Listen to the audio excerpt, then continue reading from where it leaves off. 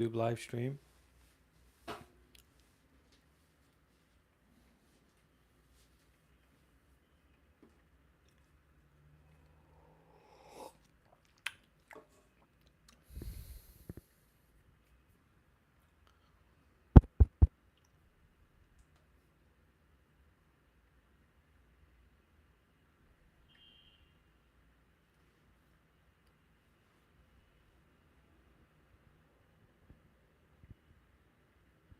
We may ask ourselves why we are here. So, something like setting the intention.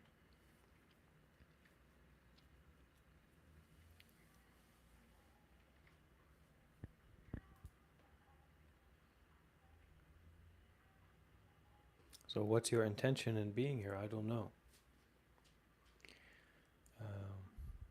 And no one else can determine our intention for us.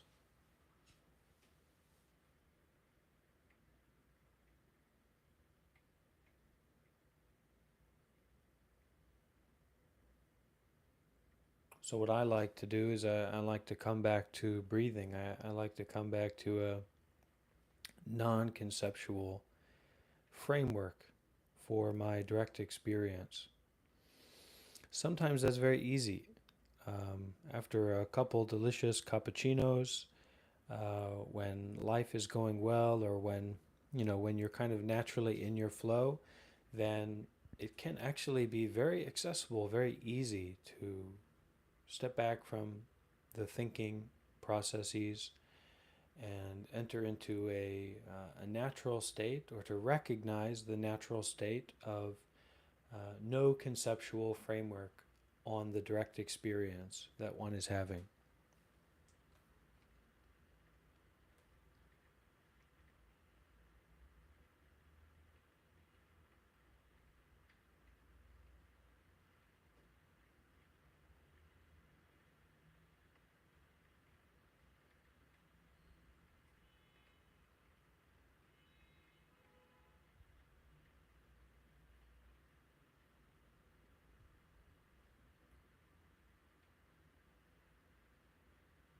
Am I bald?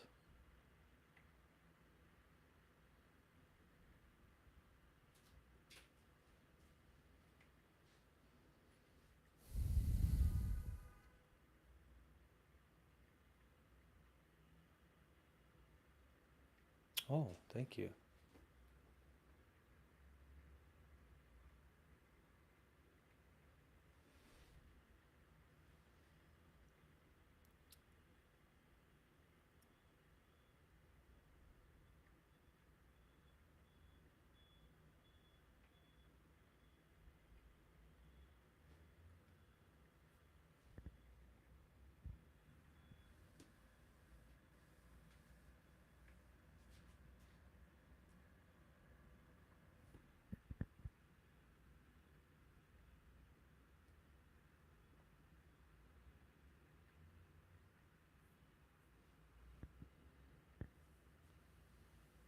Good morning.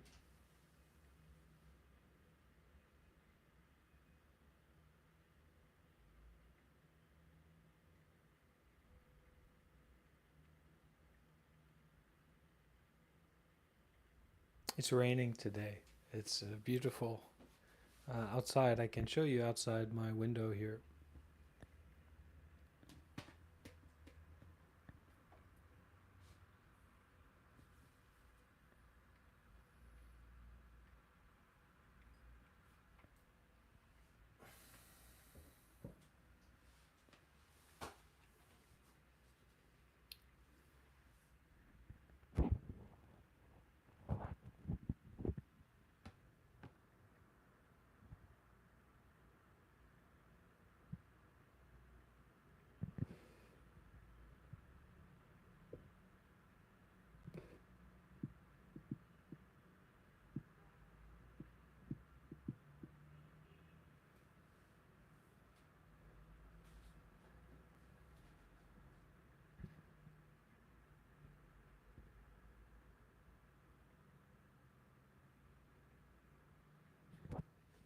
I have a question for the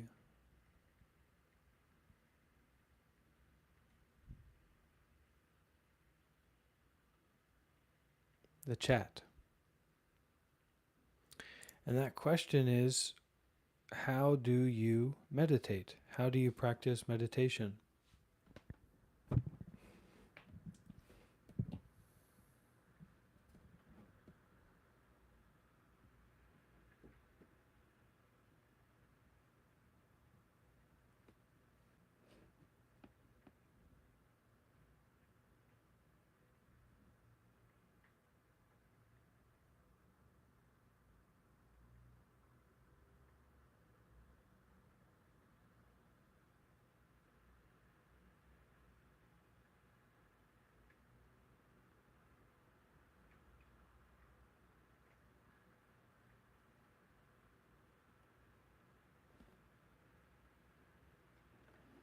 Oh, that's nice. By respecting silence, I like that.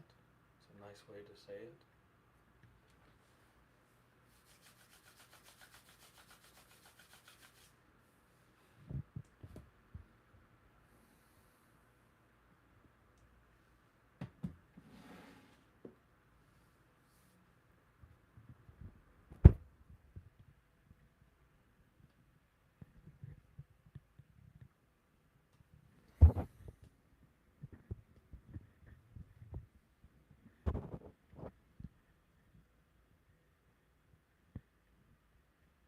Oh, JWD, that's nice. Good sign. Good to see we have some well-minded people here, practitioners.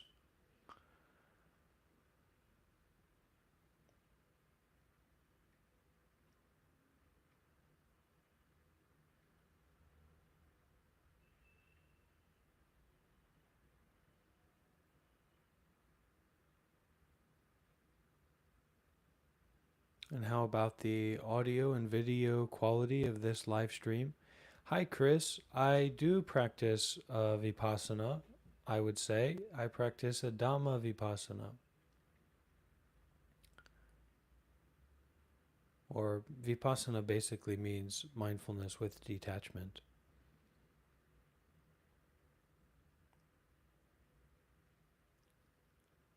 Perfect. Okay. Good morning. Where is it the morning? Is it the morning in America? What day is it in America?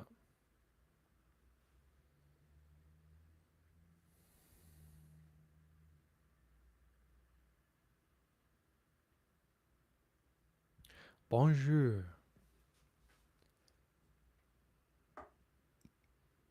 Comment ça va?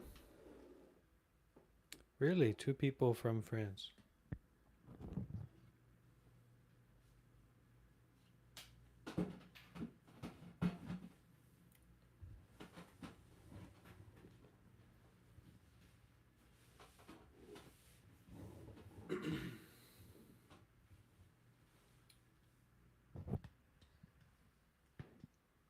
Okay, so Vipassana meditation instructions, Dhamma Vipassana meditation instructions.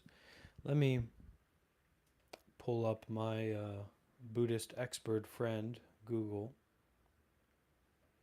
just so I can get some supporting information here. Really? You also French, Chris? What's going on? This is a sign from the heavens, from the astral realm. What's going on there in France? You know, Plum Village is in France. I don't know if any of y'all have ever visited Plum Village, but I recommend that you do if you can.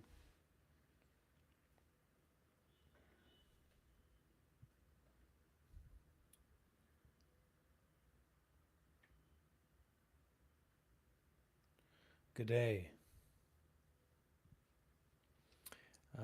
Okay, Dhamma Vipassana.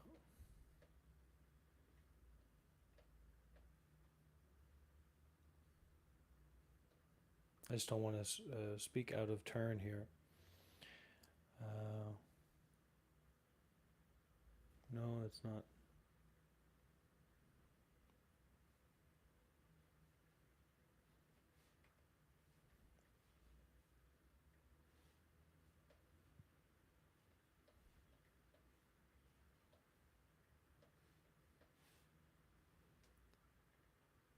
That's right. I'm aware of the Goenka tradition.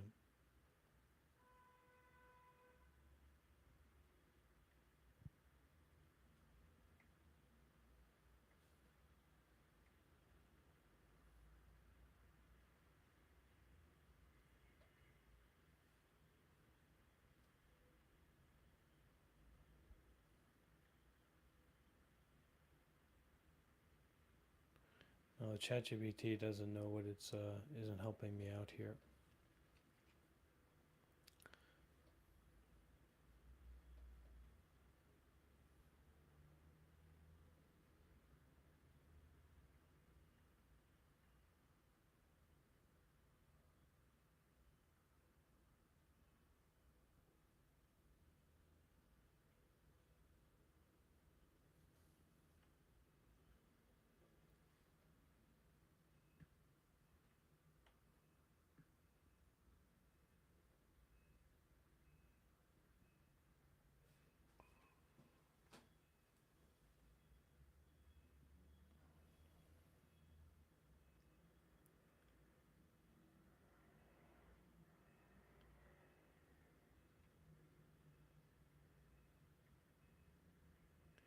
Dhamma vipasana.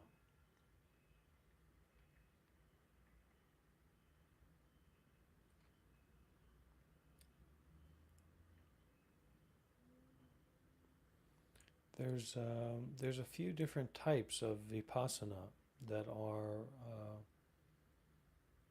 kind of traditionally listed or described. Uh,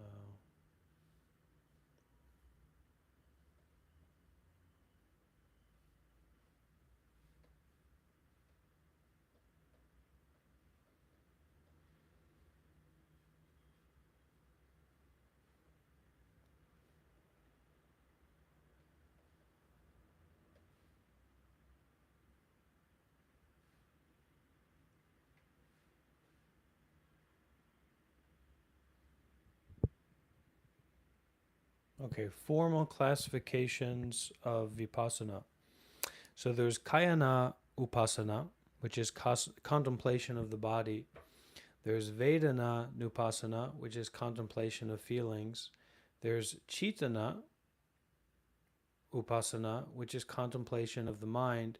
And then there's dhamma vipassana, which is contemplation of a phenomena. And vipassana basically means mindfulness without attachment. The Buddha taught mindfulness with detachment and gave guidance on the essential benefit of renunciation.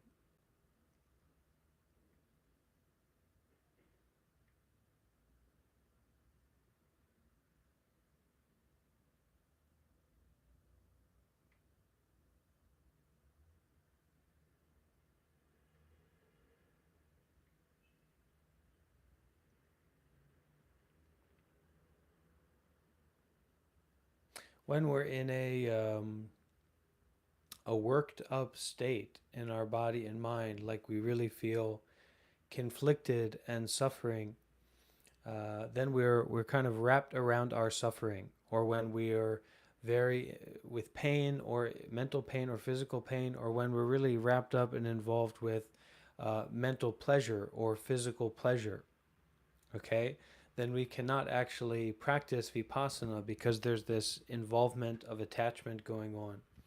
So we first practice the Samata, or calming contemplation, right? So we simplify and stabilize and equalize the mind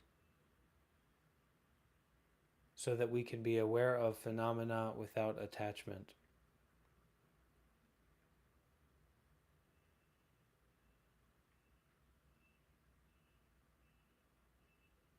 And this is the special seeing of vipassana.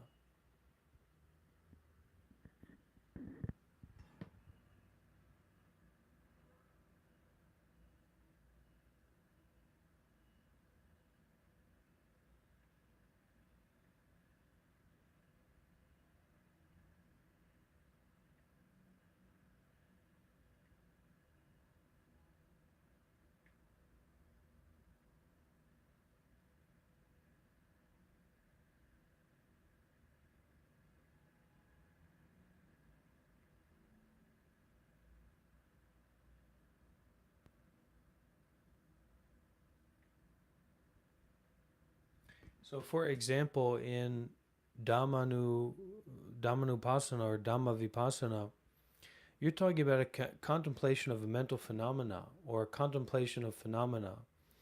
So, the mental phenomena of your view or your idea about your life or your idea or thought about the practice of meditation or your thought about different kinds of vipassana is actually just a mental phenomena. So the wisdom element is how directly can we practice mindfulness with detachment, concerned with phenomena. Then you are in accords with the way. I would mostly identify myself as being from the Zen or the Chan tradition of Bodhidharma. Um, and as for, different traditions of Buddhism, well, what tradition of Buddhism was the Buddha from?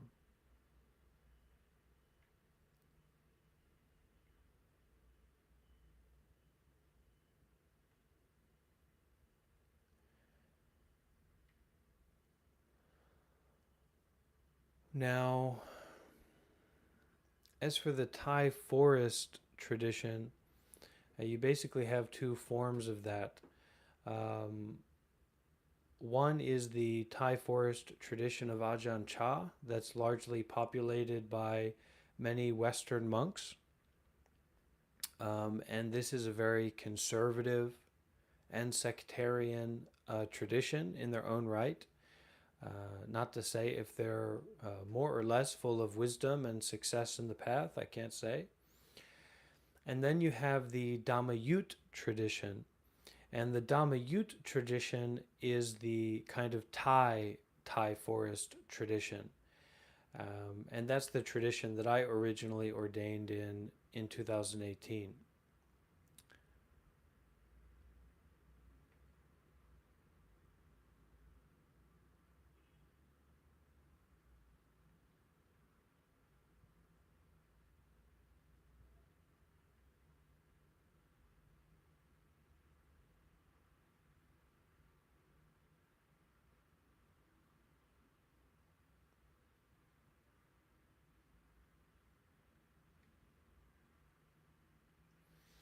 I can't say much more because you have to share more. You have to give more. Um, you need to show your intentionality. What are you really asking? What is your intention in asking this question?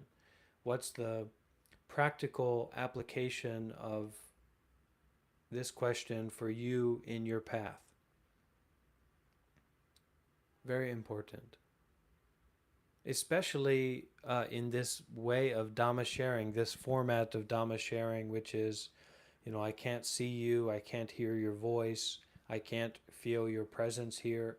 So it's all the more important that you give a lot, that you offer a lot.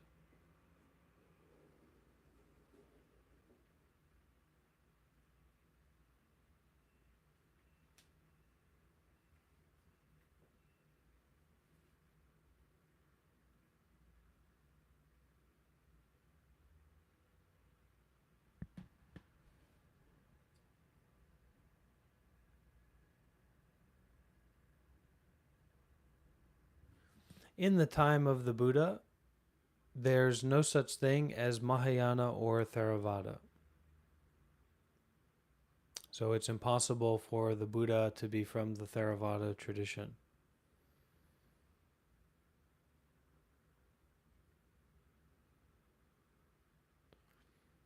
The most effective form of meditation is to practice meditation continuously.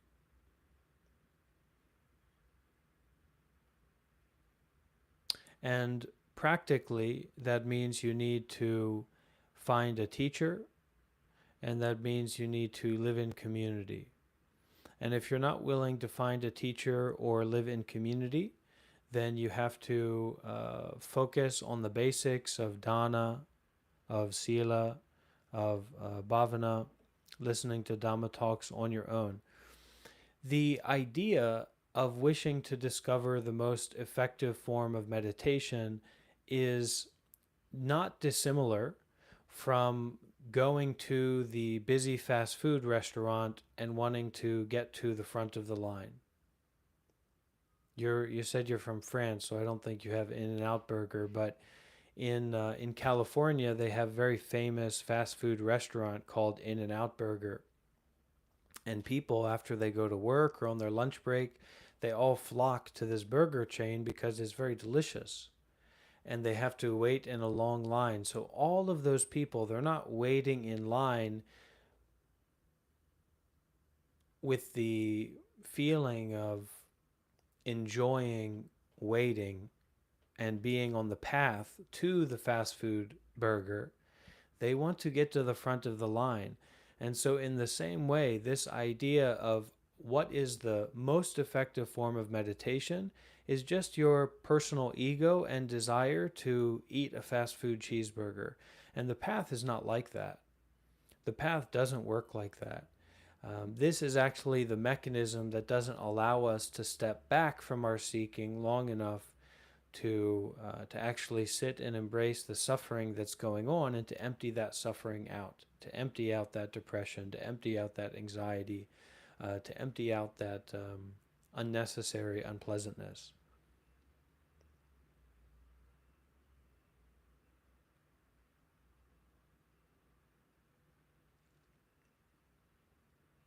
Samadhi just means that you're absorbed into peacefulness.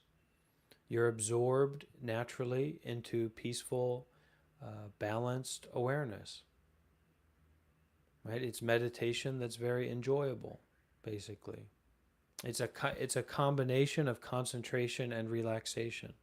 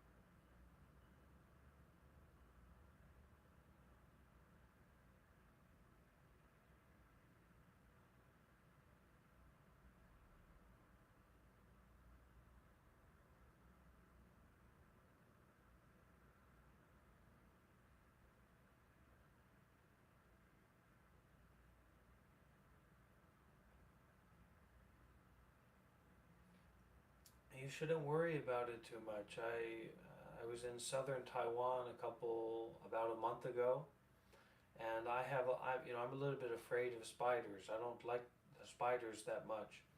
There was a big spider living in that room. One of those kind of spiders, and you just have to accept and to detach. You just have to, let that be. And that spider will take care of its own practice, and you take care of your own practice.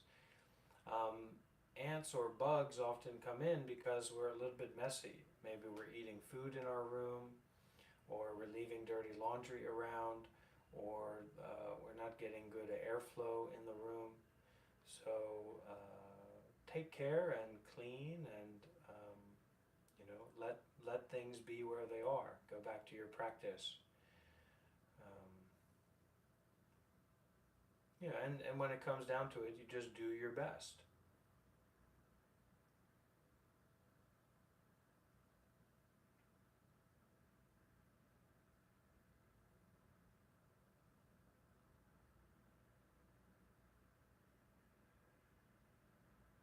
It's never about being the best, it's just about you doing the best that you can do at that moment.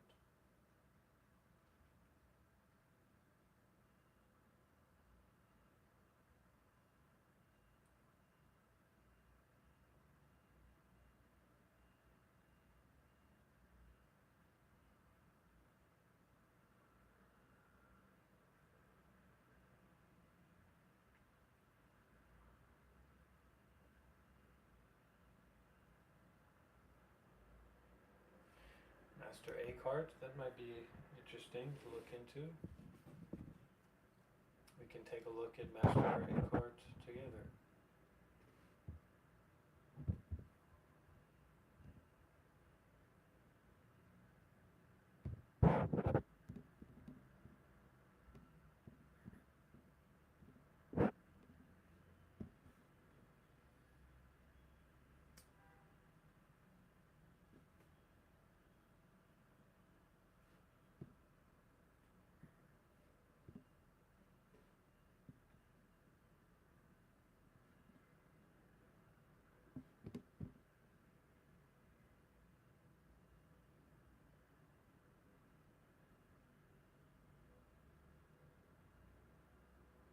Meister.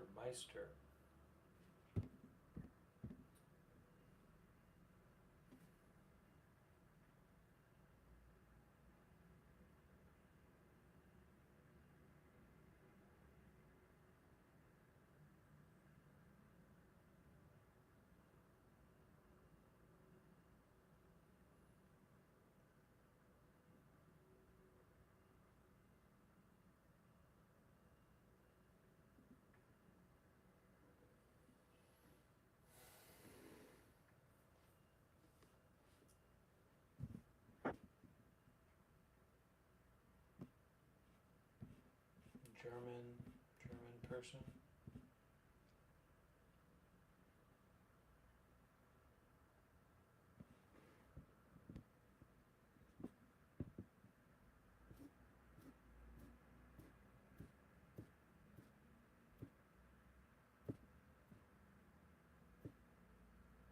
Okay.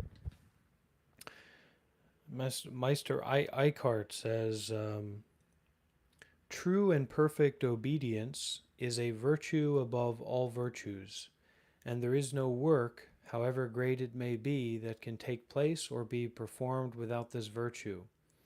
And even the very least of works, whether it be saying or listening to Mass, praying, meditating, or whatever you can think of, is more usefully done when it is performed in true obedience. Take any work you wish, however minor it may be. True obedience will make it nobler and better for you. Obedience always brings out the very best in all things. Indeed, obedience never undermines or forgets those things which we do out of true obedience, for it never neglects what is good. Obedience need never be anxious, for there is no form of goodness which it does not possess in itself.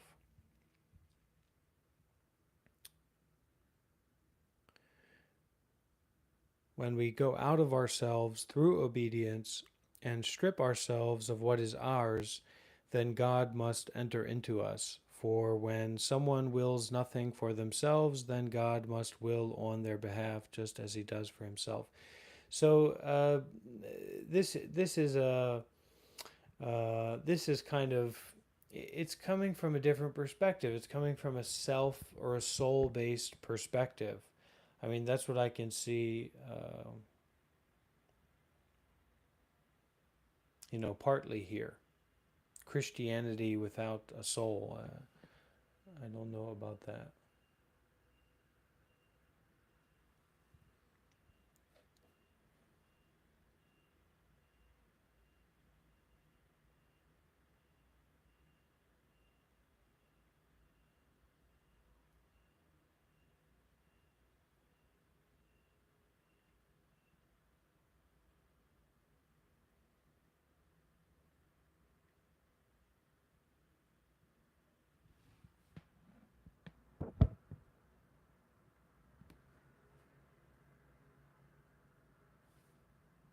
So what I mean to say by that is that we can approach experience, we can approach our lives, we can approach our self from a non-dual perspective.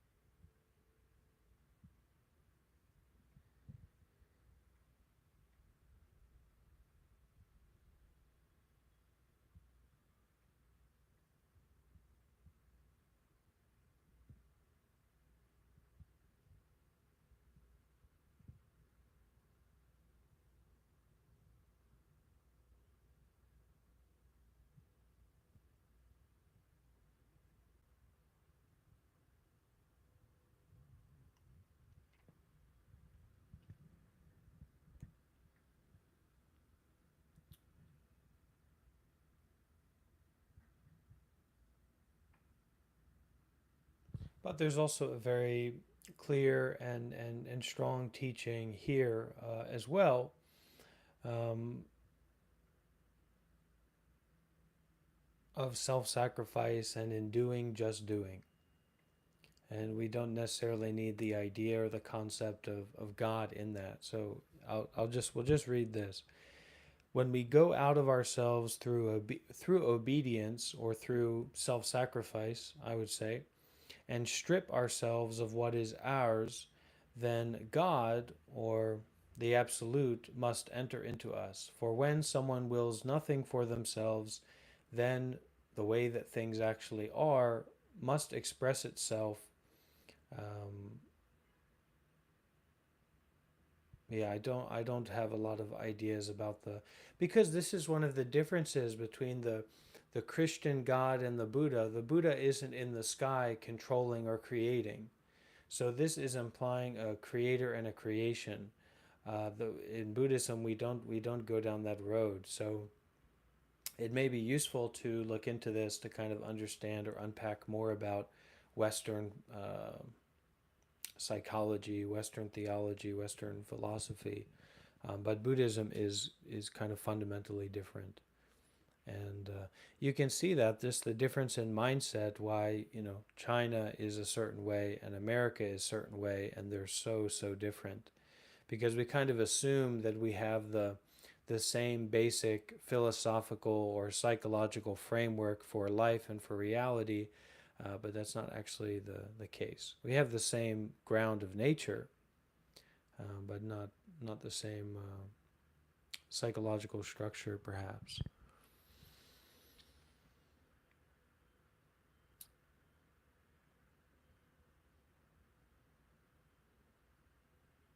Yeah, unification of God. So I don't know. I'm not.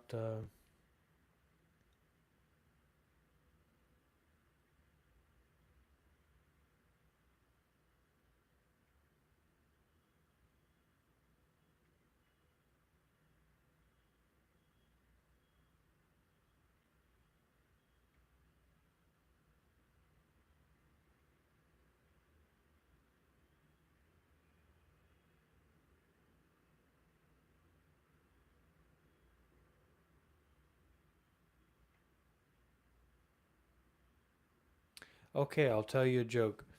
What did Buddha and Jesus say when they walked into a bar? What did Buddha and Jesus say when they walked into a bar?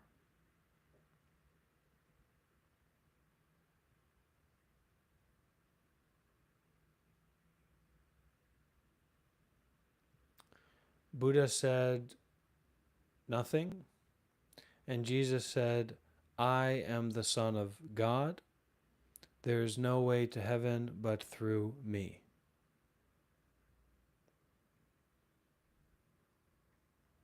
And then the Buddha said, all right.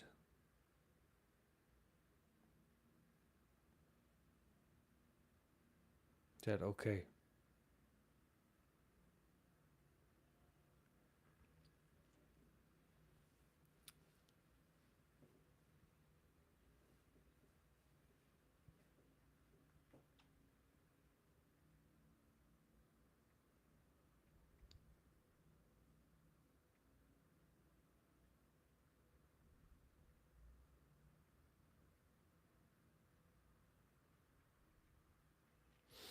Well, I mean, I think it comes down to a practicality, and this is something that a lot of us don't have the chance to think about or contemplate or look deeply at because we grew up in a system and a culture that was kind of straight and narrow, memorize things, be submissive to those people in charge, go to work, have your own place, and consume.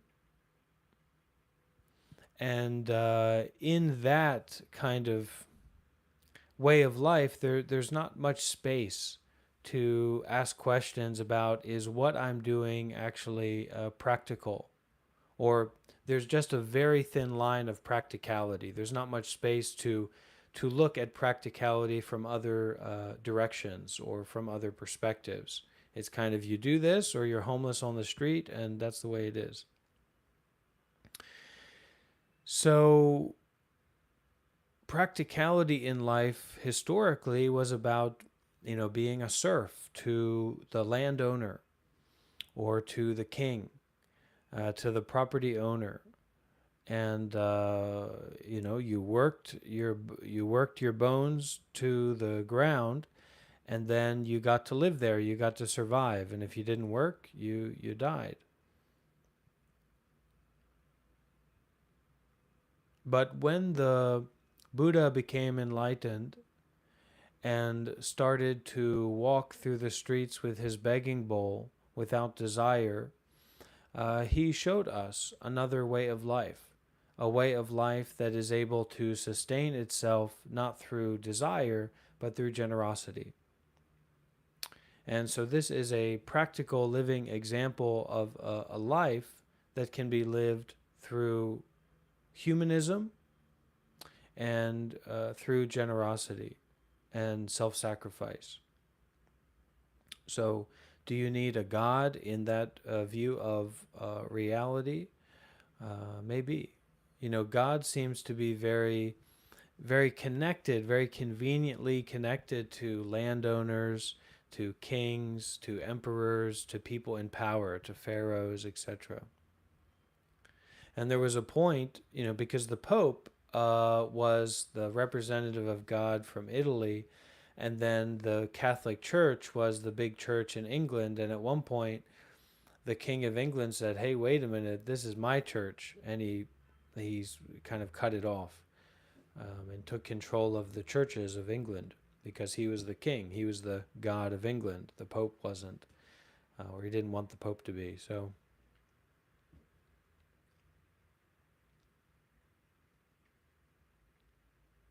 but this is nice. Listen to this. We're on Meister Eckhart today, and this is on the most powerful prayer of all and the finest work. So I think this can we might be able to relate to this. Hey!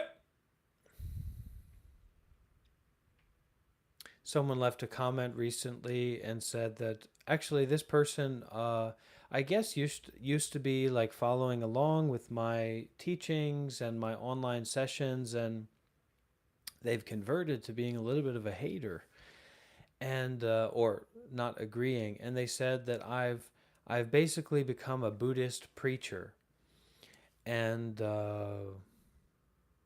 sure, I'm happy to be a Buddhist preacher. And actually, that's a little bit of a compliment, because I thought, what would be better? What would be more of a bodhisattva activity to take my Buddhist life experience and then to become a Christian youth pastor in America? That would really be great. Um, I don't think I'm wise enough to do that, but that would be wonderful. Anyway, so welcome, dear congregation. Brother Rob is here to share with you the glorious divine word of sound without attachment. So this is on the most power. And look, now I am teaching Christianity in some way. I'm sharing aspects of it. On the most powerful prayer of all and the finest work.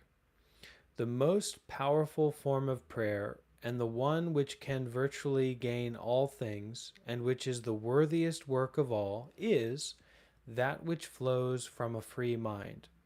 The freer the mind is, the more powerful and worthy, the more useful, praiseworthy, and perfect the prayer and the work become. A free mind can achieve all things, but what is a free mind? This is right on to the point. A free mind is one which is untroubled and unfettered by anything, which has not bound its best pan to any particular manner of being or devotion, and which does not seek its own interest in anything, but is always immersed in God's most precious will, having gone out of what is its own. There is no work which men and women can perform, however small, which does not draw from this its power and strength. We should pray with such intensity that we want all the members of our body and all its faculties, eyes, ears, mouth, heart, and all our senses to turn to this end of a free mind. And we should not cease in this until we feel that we are close to being united with Him who is present to us and to whom we are praying, God. So that's, this is a Christian view. How wonderful would that be if I turned my whole channel around and I became a Christian, American Christian fundamentalist? Wouldn't that be amazing?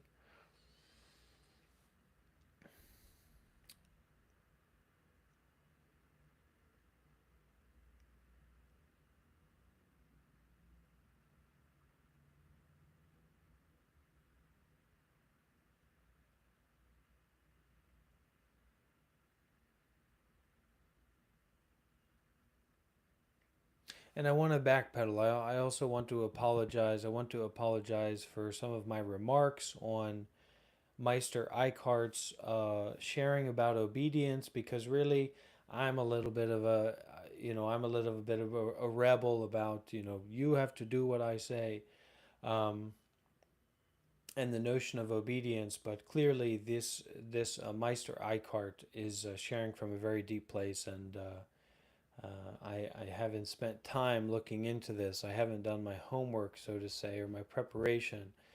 So I'm a little bit, I haven't done the conversion in my mind about this word God and how he's using that here. But this is another interesting article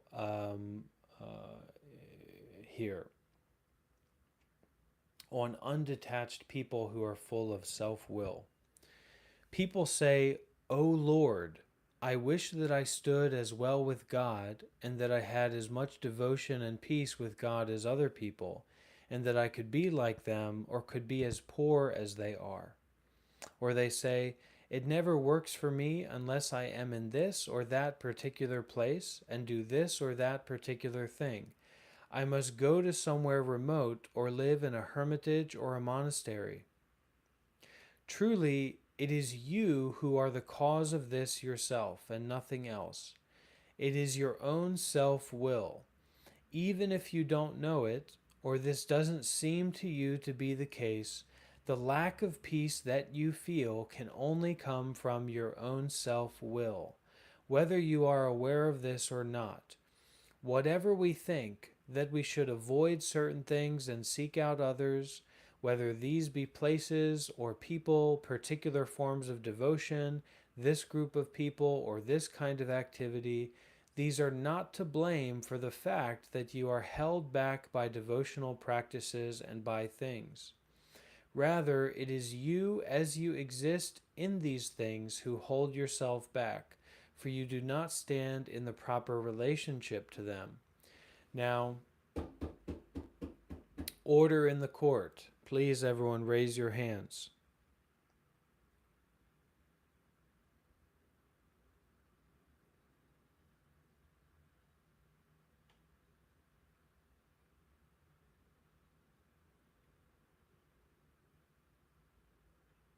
Maybe we can pause for a little bit of a devotional. Lord,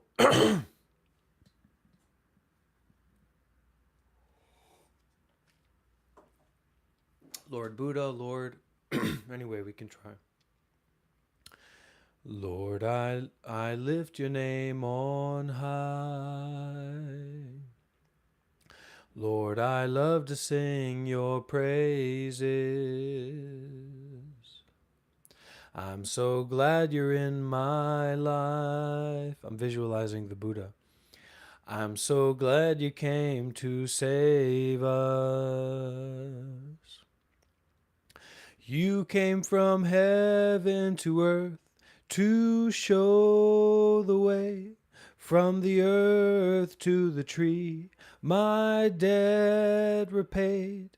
From the tree to the grave, from the grave to my heart, Lord, I lift your name on high. Lord, I love to sing your praises.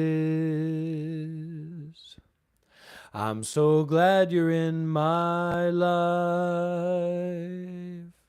I'm so glad you came to save us.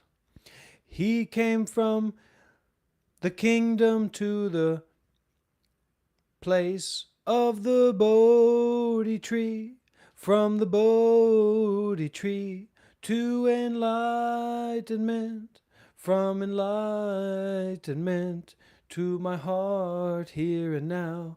Lord Buddha, I lift your name on high.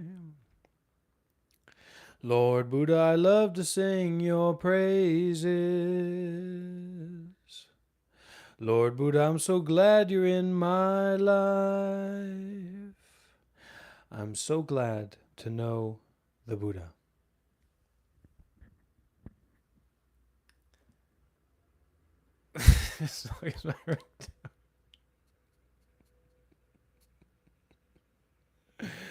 That would be a very good ringtone, wouldn't it?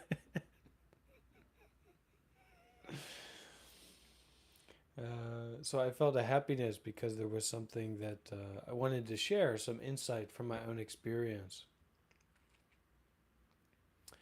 Um,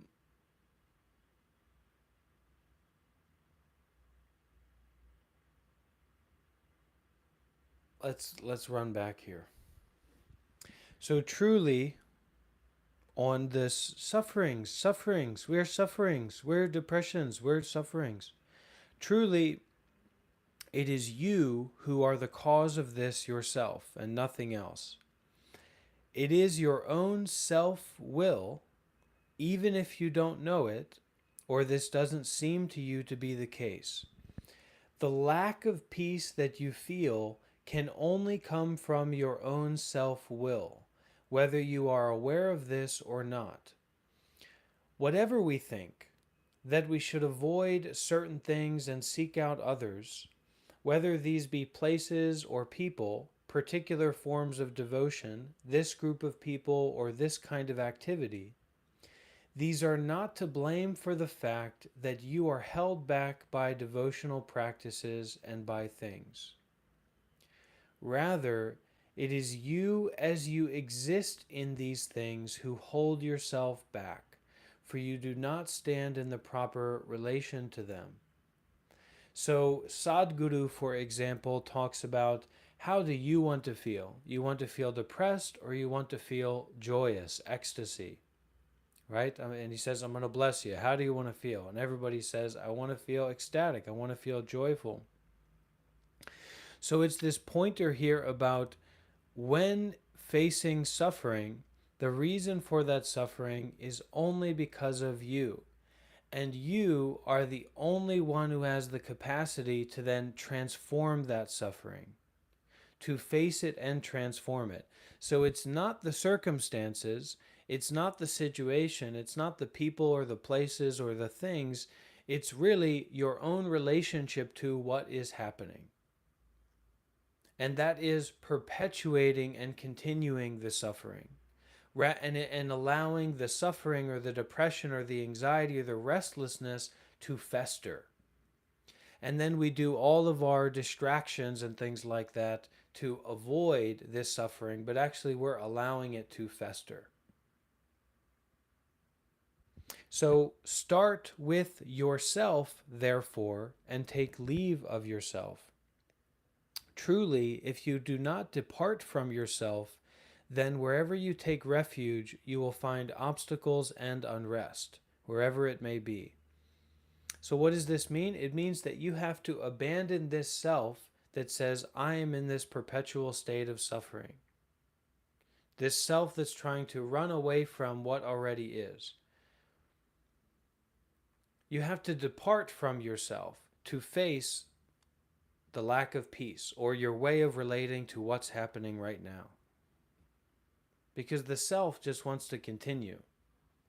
It just wants to perpetuate itself. So you have to depart from that self. You have to step back from that self.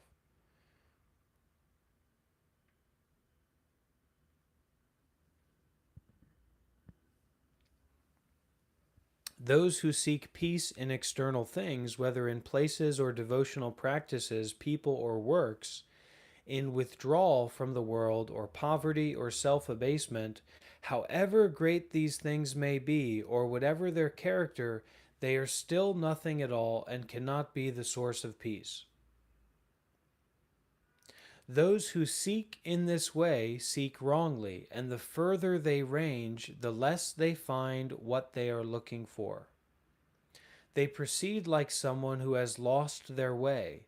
The further they go, the more lost they become. But what then should they do? First of all, they should renounce themselves, and then they will have renounced all things. Truly, if someone were to renounce a kingdom or the whole world while still holding on to themselves, then they would have renounced nothing at all.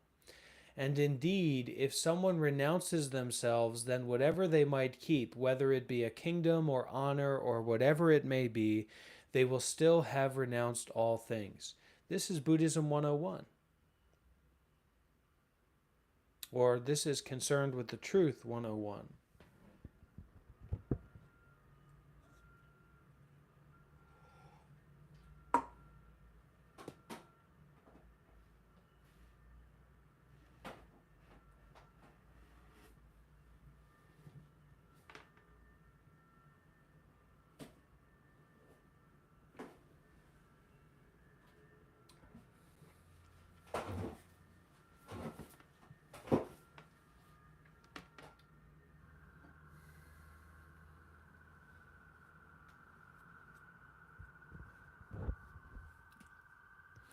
Saint Peter said, See, Lord, we have left everything. When he had left nothing more than a mere net and his little boat, and a saint comments that whoever willingly renounces what is small renounces not only this, but also everything which worldly people can possess or indeed even desire. Whoever renounces their own will and their own self, and this kind of goes into what Meister Eckhart was talking about in terms of obedience, right? So he says obedience to God, but I think he's just singing to the choir, which is what I was doing too. Lord, I lift your name on high. Lord, I love to sing your praises. I'm so glad you're in my life. I'm so glad you came to teach us. Saint Peter said, "See, Lord, we have left everything," in Matthew 19:27. When he had left nothing more than a mere net and his little boat. And a saint comments that whoever willingly renounces what is small renounces not only this, but also everything which worldly people can possess, or indeed even desire. Whoever renounces their own will and their own self renounces all things, as surely as if all things were in that person's possession to do with as they pleased. For what you do not wish to desire, you have given over and given up to God. I might just as well become a Christian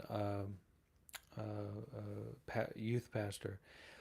Therefore, our Lord said, "Blessed are the poor in spirit," which is to say, those who are poor in will.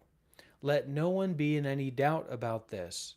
If there were a better way, then our Lord would have told us, who said, "If anyone would follow me, he must first deny himself." Matthew 16:24. This is the point which counts. Examine yourself, and wherever you find yourself, then take leave of yourself. This is the best way of all. Hello?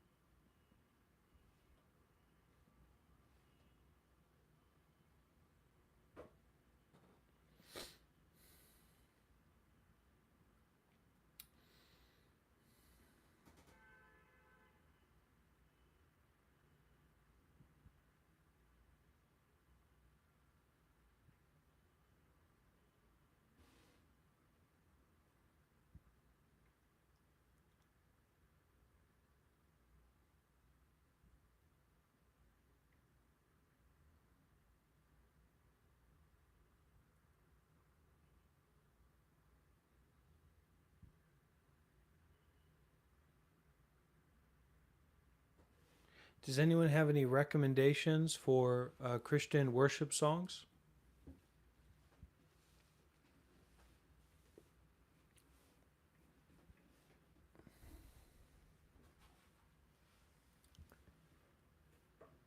I yeah, I grew up in a Trinity Christian church.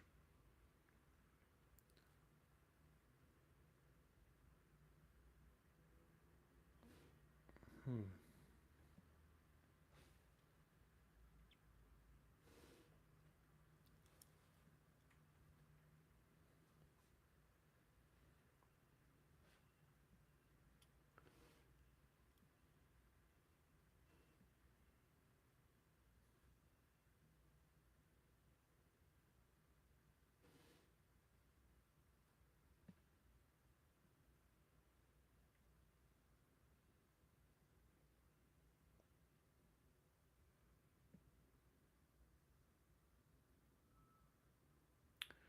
Let's see what songs I know. I know, Lord, I lift your name on high. Oh, maybe that's the song. Lord, I lift your name on high. praise band.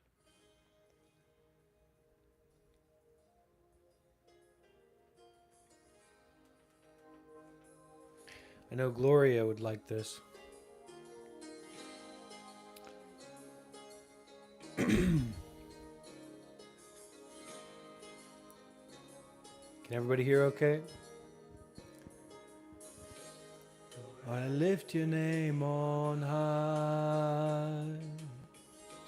Lord, I love to sing your praises. Everybody, I'm so glad you're in my life. I'm so glad you came to save us. You came from heaven to earth to show the way. From the earth to the cross, my debt to pay. From the cross to the grave, from the grave to the sky, Lord, I lift your name on high. Come on, everybody, Buddha's here now.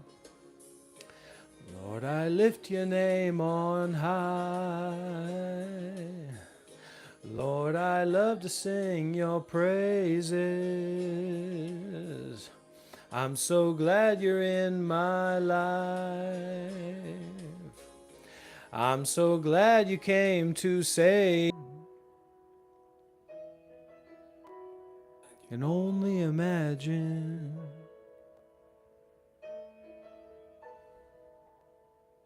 Surrounded by your glory, what will my heart feel?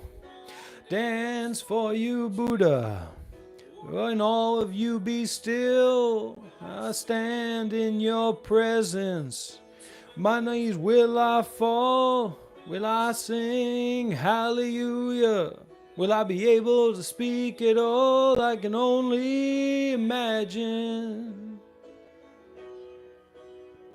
I can only imagine. And only imagine when that day comes, when I find myself standing in the sun. I can only imagine when all I will do is forever meditate with you. I can only imagine. So, thank you everyone.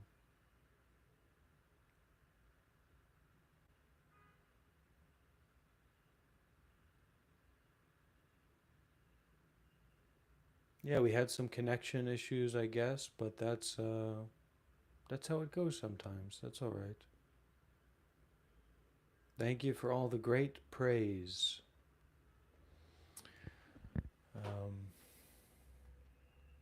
And let's give our praise to the Buddha, of course. Give our praise to the Buddha. Hi, Melissa.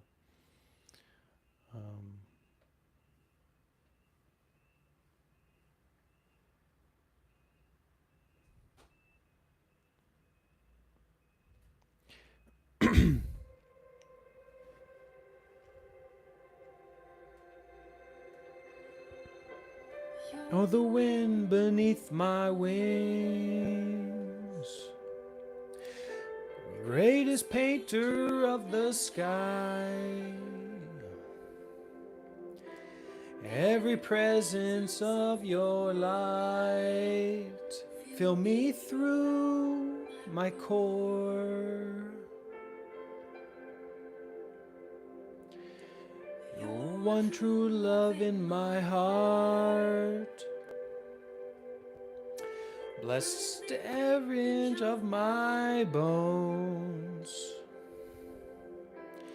Failing love that you give, my very eyes. Wipe away my emptiness. You wipe away my biggest fear. I'm always in peace, 'cause Lord Buddha loves me. I am here and I am now. I'm surrounded by happiness. I'm fulfilled because Buddha loves me. I'm fulfilled because Buddha loves me. You're the wind beneath my wings, greatest painter of the sky. Every presence of your light fills me through my core. You're one true love in my heart. Blessed every inch of my bones.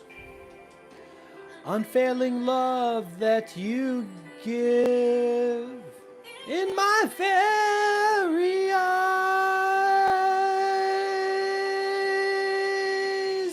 Wipe away my emptiness. You wipe away my biggest fear. I'm always in peace because Lord Buddha loves me. No shame. I am here and I am now. I'm surrounded by happiness. I'm fulfilled because Buddha loves me.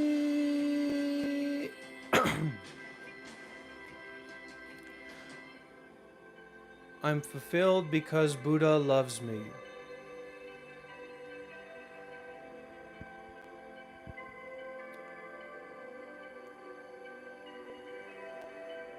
This is a Indonesian origin Buddhist praise song, The Woman. So I'm learning as I go here.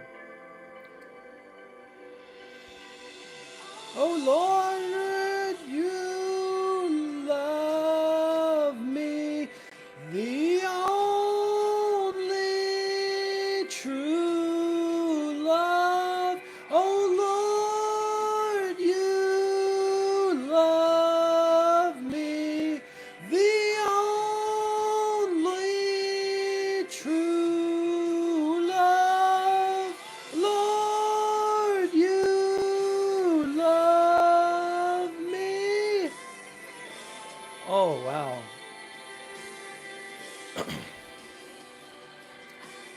Yeah,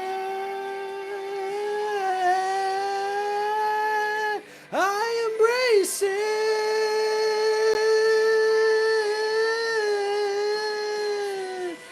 Wipe away my emptiness. You wipe away my biggest fear. I'm always in peace because Buddha loves me.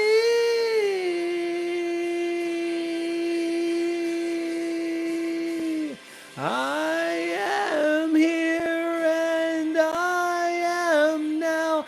I'm surrounded by happiness. I'm fulfilled because Buddha. I'm fulfilled because Buddha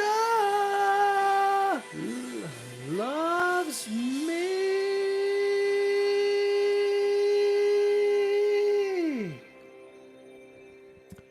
Incredible range from this Indonesian young woman.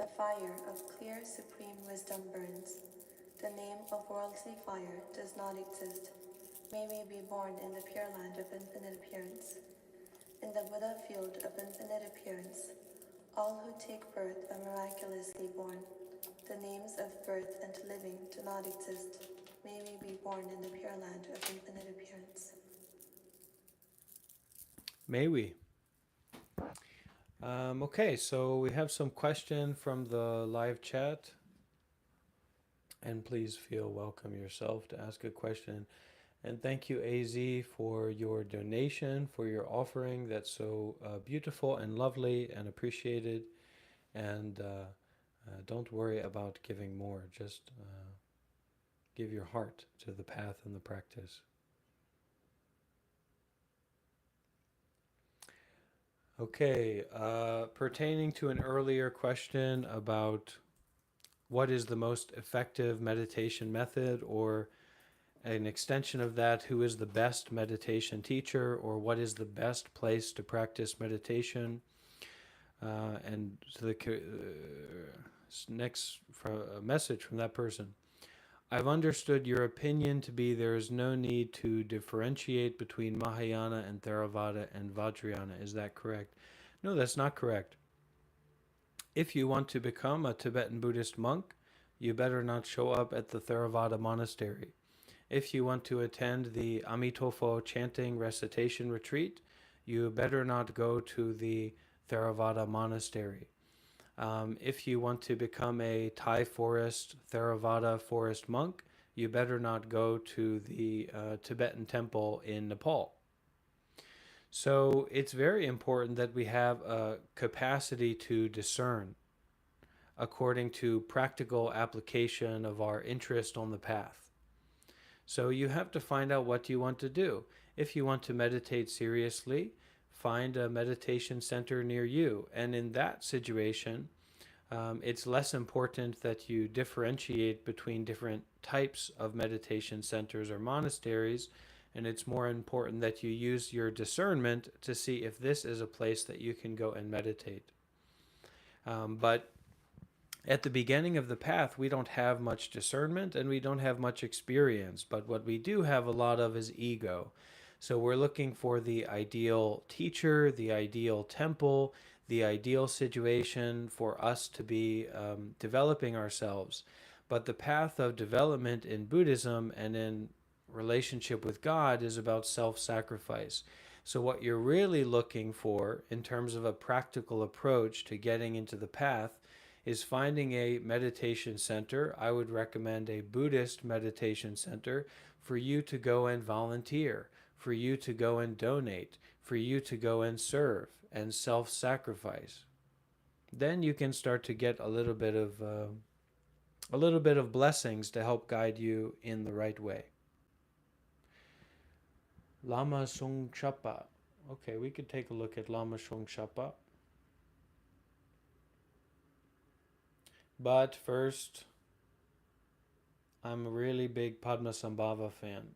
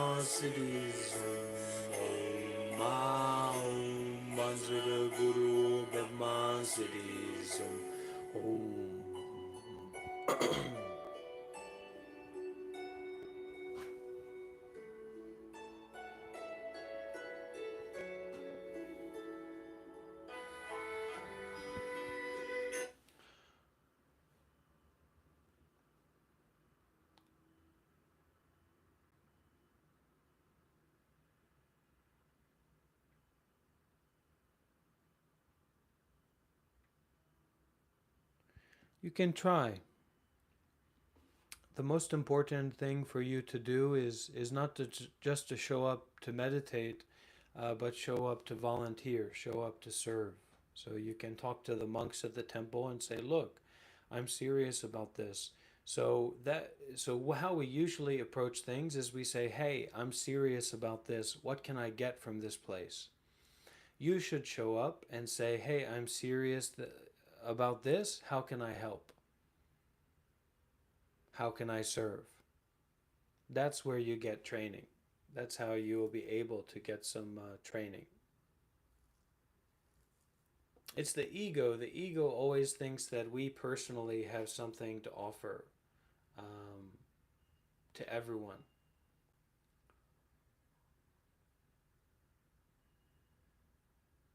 But actually, what you tend to bring to the table, what most people tend to bring to their table, is just their own ego, just their own desire, just their own fear, just their own ignorance and attachment. So that makes us think that we're by showing up there and by trying to get something from the experience, we're helping. We're helping ourselves and we're helping that temple in a very subtle way. So you have to cut through all that and think about how you can serve, how you can offer, how you can volunteer concerned with the Buddha, the Dhamma, and the Sangha, or this path, this meditation path. It's like going to a doctor and telling them to fix your problem and being unwilling to pay them and also unwilling to tell them or share with them what your symptoms are and what your experiences are. So you have to go there and give yourself, give your body, give your mind, give your time, give your energy, give everything, give all of it. And, then slowly you can see more and more practical steps forward. Because for someone who hasn't practiced that and done that, regardless of if it's an ideal situation or a bad situation or a good situation, for someone who hasn't gone and done that, you don't have the experience of trying. So now you think that you're ready to go and try and do all these different things and become a monk or become a serious meditator or become enlightened, but you actually are not, because you haven't tried to do that already with what's already in front of you.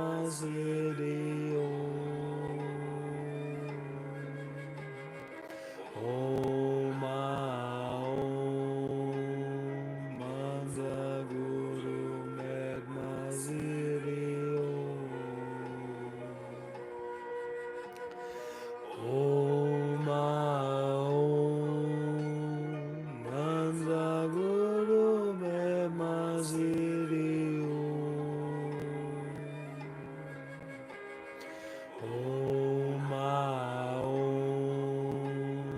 Manza Guru Bedma Siddhi Om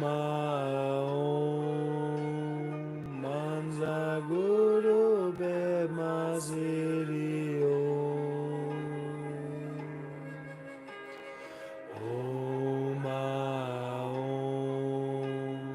Vajra Guru Bedma Siddhi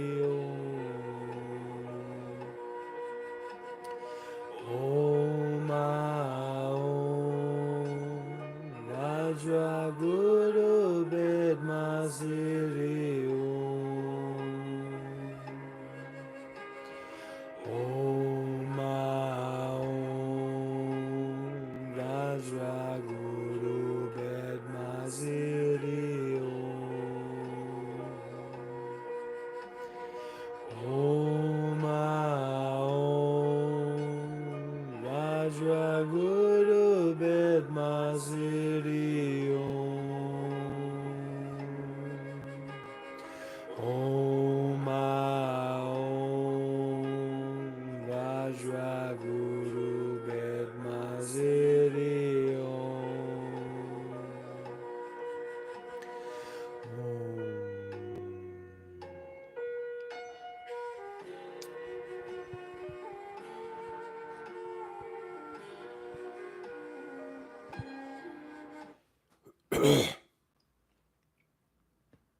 That's right. Practicing volunteering paired with meditation. It's also kind of like the correct way to make an offering or the correct way to give a gift. So let's say, for example, that you go to the Buddhist temple and you offer a bouquet of fruits, fine fruits, and you offer them to the monk. There's a right way to give, beautifully offering your whole heart, your soul, your body, your mind in offering, in giving, in self-sacrifice, giving away, giving out, giving freely. Okay? And you leave it at that. And so there is joy in giving through that. But when you go and give in a way where you're kind of expecting some kind of reaction, or you're expecting some kind of result to get from your giving, then this is the wrong way of volunteering. This is the wrong way of making an offering. This is the wrong way of practicing meditation.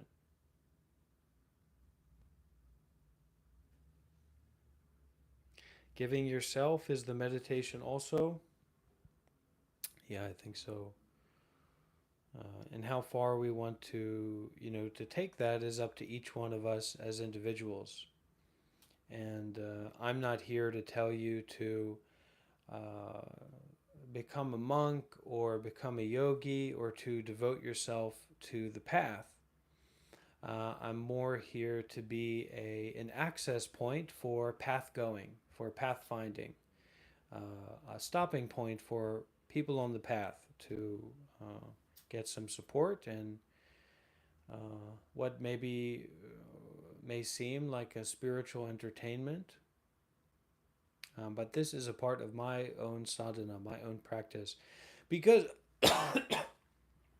we have it's easy to get into this idealism about I'm going to meditate all day, I'm going to be a monk, I'm going to live in the forest, I'm going to eat dirt, I'm going to eat discarded food, I'm going to burn myself to show that I don't feel pain, that I've detached from physical pain. And yeah, you can do that. I've done all that. But what I don't recommend that you do is try to be convinced by a particular path. It's more that you have to make use of paths that are available to practice seriously and to offer yourself to the practice in whatever form that it is. And so for me now, in a not idealistic way, this is my form of practice. and it's definitely better for me than just watching YouTube videos or entertaining myself or distracting myself. And it's better for the people and for me because it is concerned, whether we like it or not, it is concerned with the Buddha, the Dharma, and the Sangha. And that's very auspicious. That's very convenient. That is a store of blessings. So, what are the side effects of this practice, either watching it or participating in it, or me practicing it myself? We will have to see through that practice and through that experience. So, what's wrong and right, or what's ideal and what's not ideal, is actually not a good way to find your path, because you need to find your path by going beyond a place of intellectual consideration. Is it right for me to go to the temple? Is it wrong for me to go to the temple? Is it right for me to volunteer? Is it wrong for me to volunteer? Is it right for me to try to practice meditation in this way? Or is it wrong for me to practice in meditation that way? You try and you learn through your experience.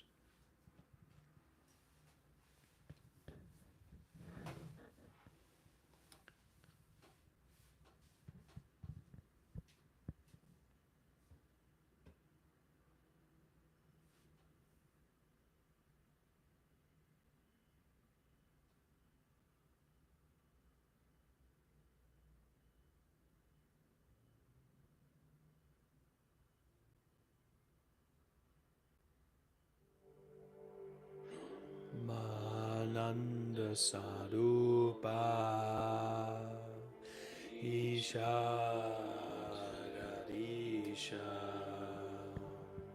Kilananda Sarupa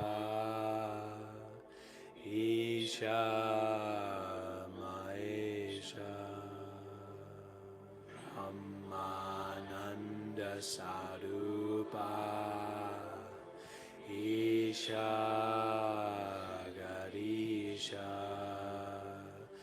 Akilananda Sarupa Isha Asia Ammananda Sarupa Isha Garisha Nanda Sarupa Isha Asia Ammananda Sarupa Isha Garisha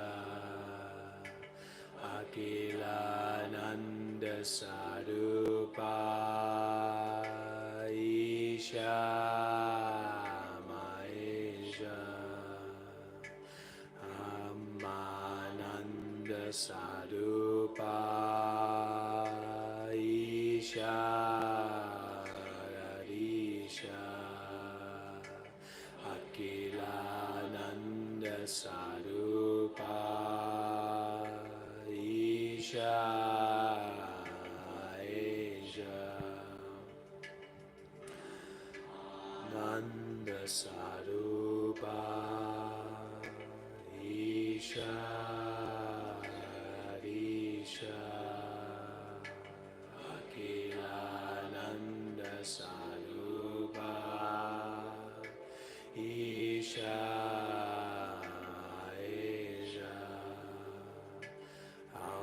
Ammananda Sarupa Isha Garisha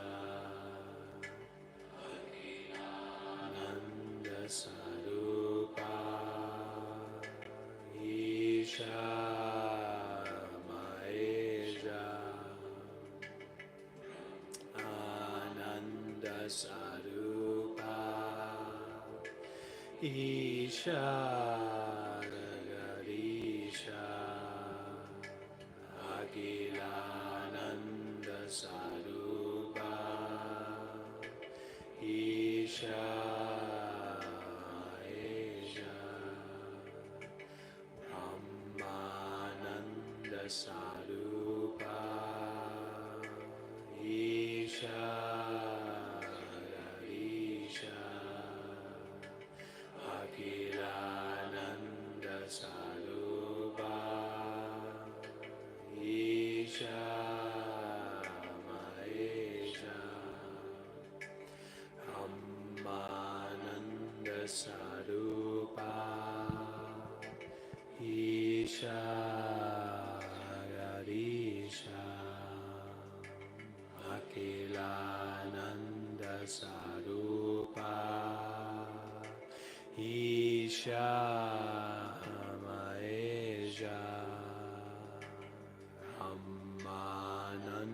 sarupa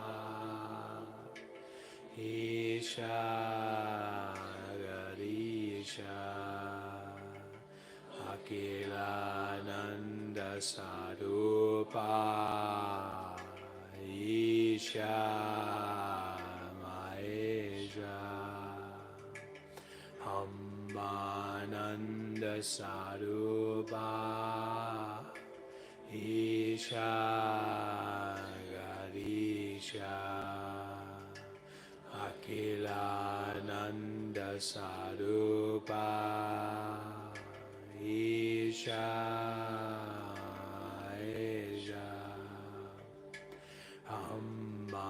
Ambananda Sarupa Isha Garisha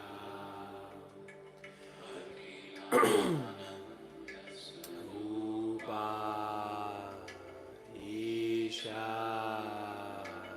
Eja Amananda Sarupa Isha Garisha Akilananda Sarupa Isha Maheja Brahmananda Sarupa Isha Jagarisha Akilananda Sarupa Isha Eja Ammananda Sarupa Isha Garisha Akilananda Sarupa Isha Maheja Ammananda Sarupa Isha Garisha Akilananda Sarupa Isha Eja Mananda Sarupa Isha Garisha Akilananda Sarupa Isha Eja Ammananda Sarupa Isha Jagarisha Akilananda Sarupa Isha Eja Ammananda Sarupa Isha Garisha.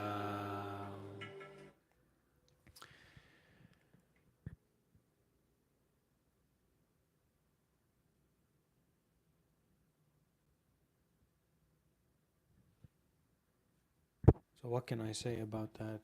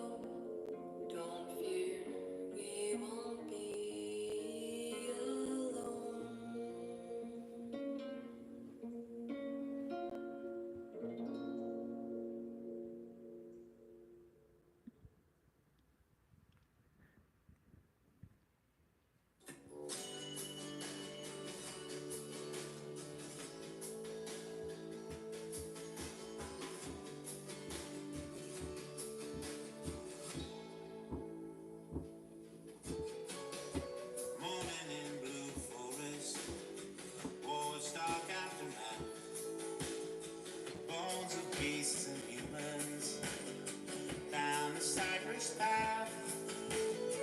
An elephant came charging, new moon on the rise, full of crazy anger, fire in her eyes.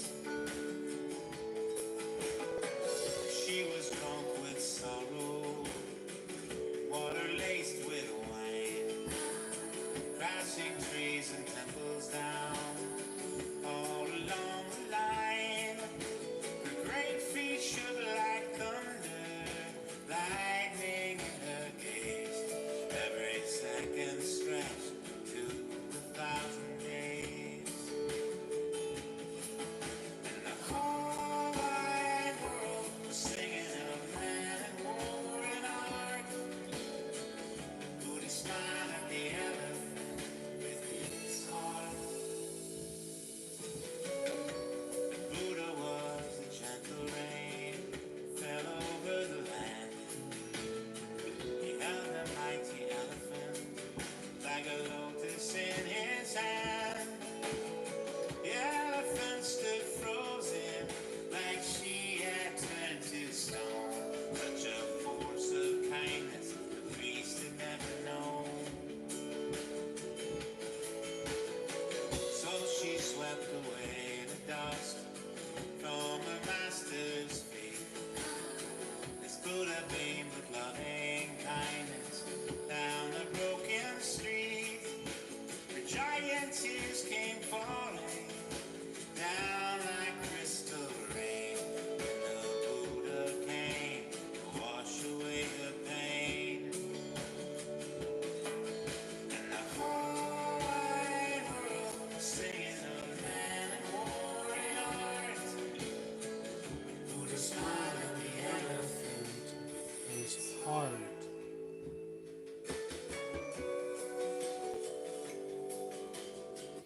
So, friends, the practice that we're doing, our practice of meditation, is to smile at this elephant of suffering with our heart. That's how we get that suffering to end. So let's take a survey. Who's ready to do some meditation? Who's ready to practice meditation together?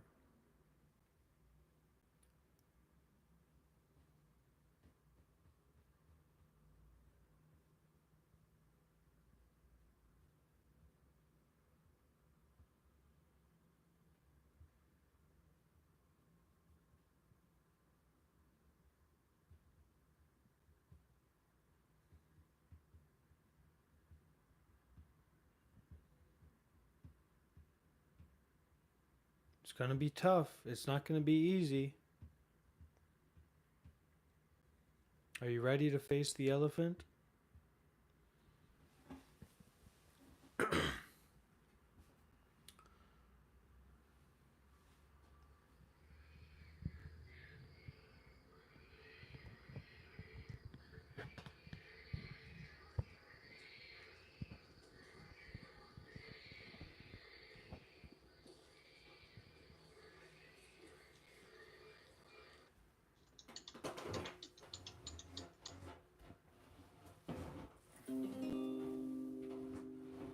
Today, the kingdom of heaven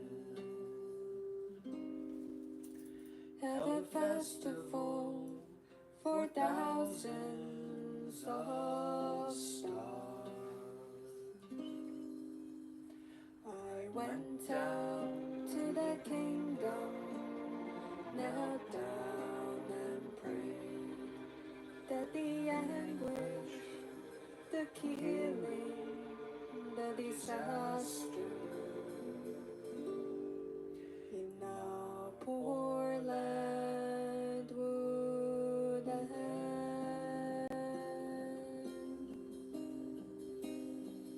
Where have you been, little star? I've been looking for you everywhere, out of my window, among the dark clouds. Where have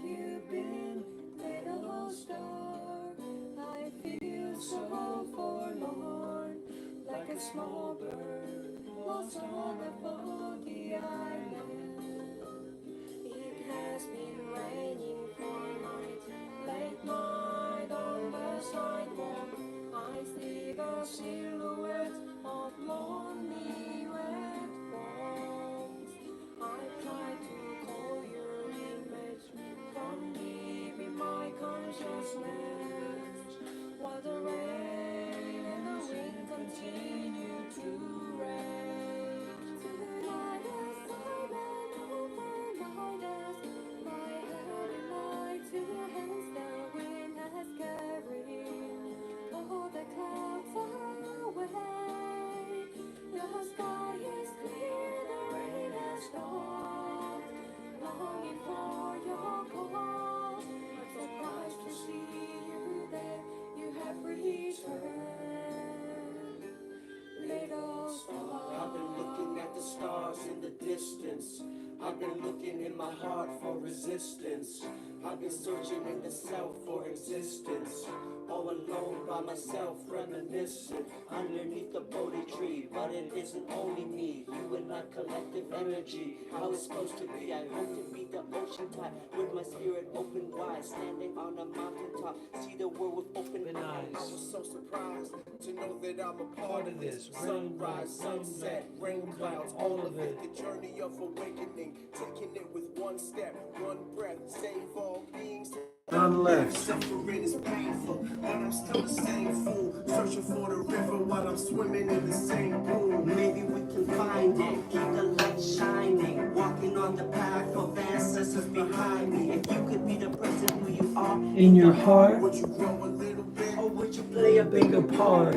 Love is a Paintbrush. life is the biggest art, and I'm still the same kid, wishing on a Little star, love is a paintbrush. life is the biggest art, and I'm still The same kid, wishing on a little bit, little star. I've been looking for you everywhere, out of my window. Look like dark clouds, where have you been, little star? I feel so forlorn, Like a small bird. lost on a foggy island. It has been raining for night, late night on the sidewalk. I see the silhouette of lonely red fall. I try to call your image from deep in my consciousness, while the rain and the wind continue to rain. Dear little star, you have been through the storms, rain and wind for all the men I was strange. Have you been waiting? You've come back, your little body still shivers with cold, with tears in your eyes. You recall you've been praying for a homeland.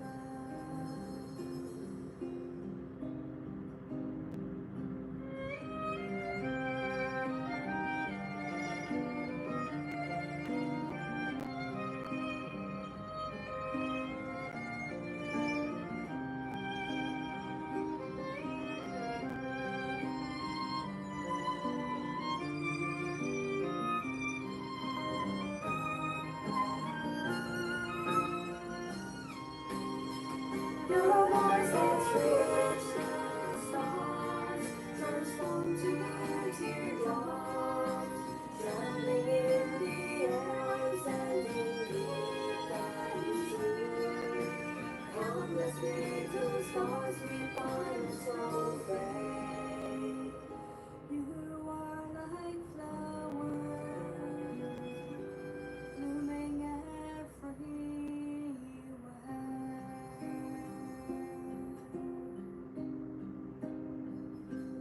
My little star, you are back home.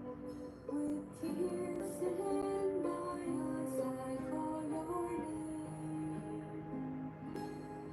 and feel the warmth.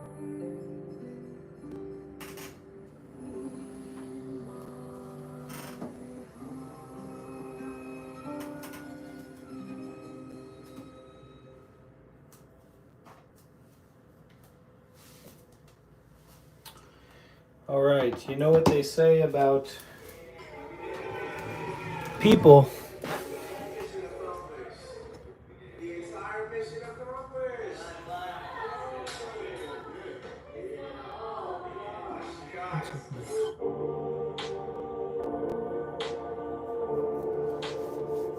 This is not Plum Village.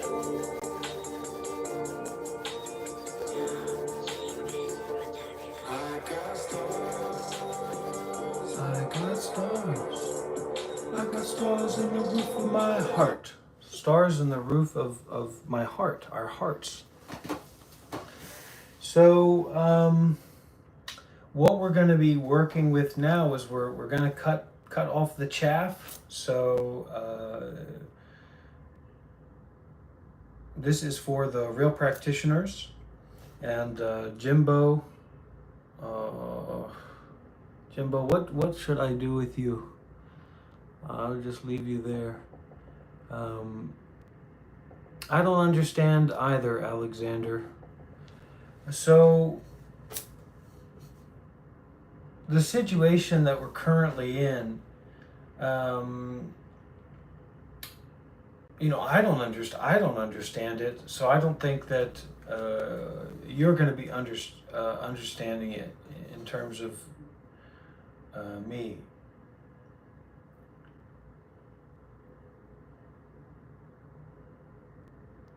But we don't have to understand the ego to see through it.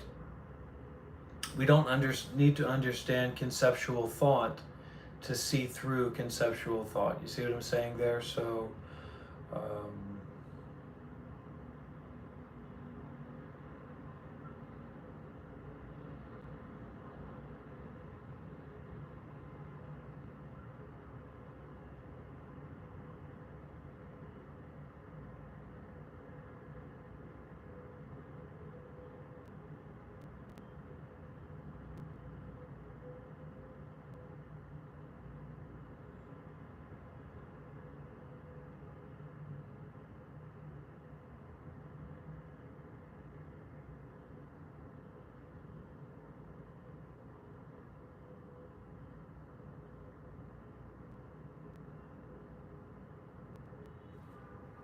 yes, Alex is a little star.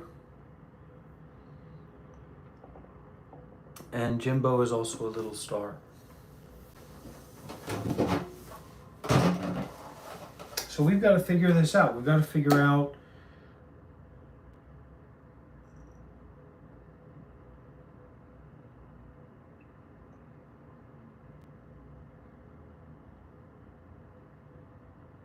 we've got to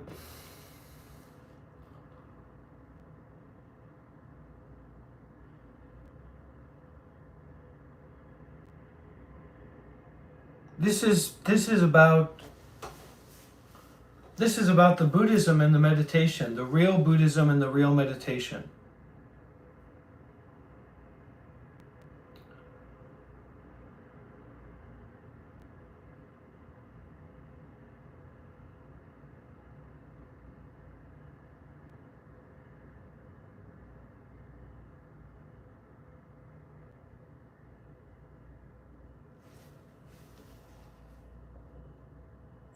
Listen to the wind, it Whistles a song, follow the sun rays, they invite you to come along, to come along.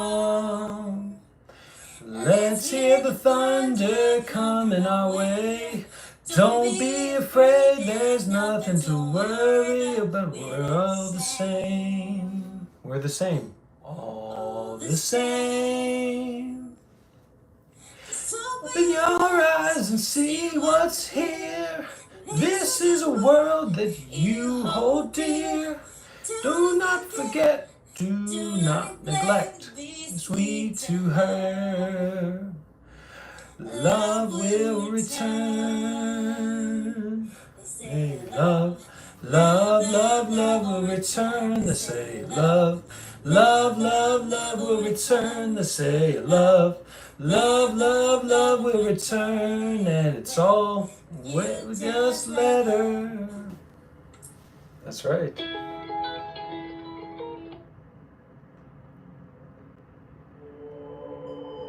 Ooh, spooky. Spooky medicine Buddha. Bekanze, Bekanze, Maha Bekanze, Ranza Samungata.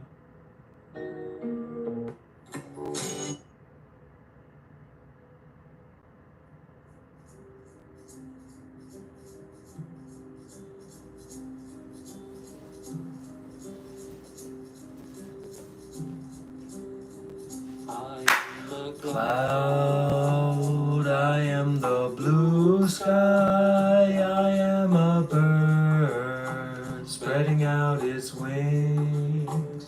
I am a flower, I am the sunshine, I am the earth receiving a seed.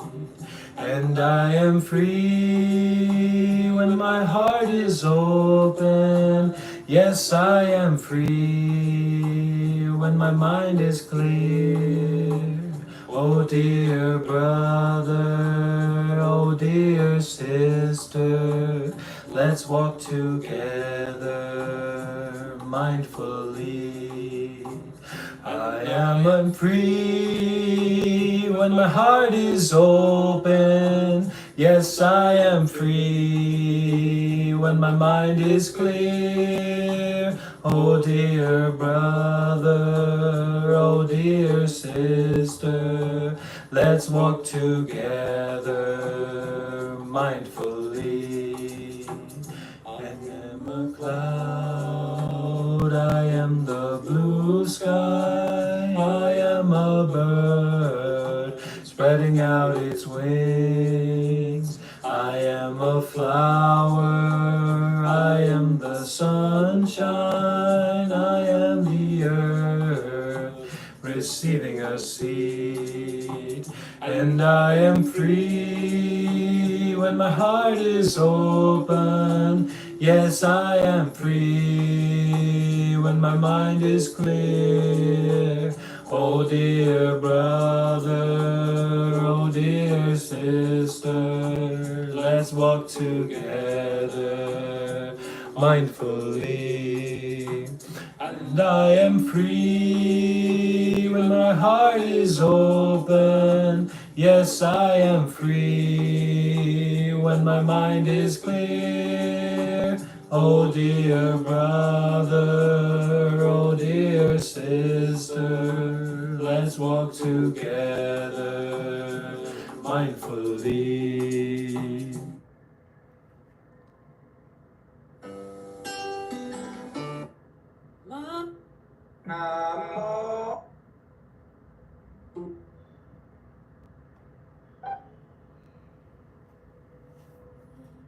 Breathing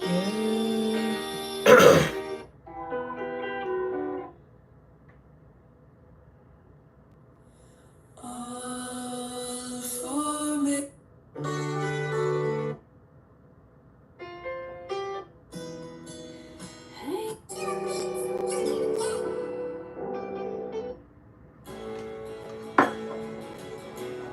We're going to get to that, Alexandru.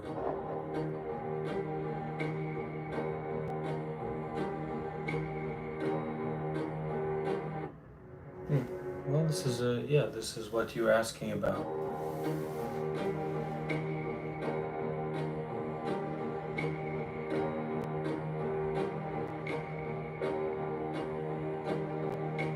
Who can say where the road goes, where the day flows? Only time.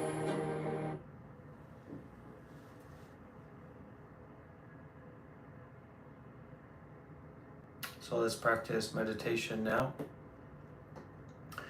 You can find your body where it already is, and naturally, make sure that your body's comfortable.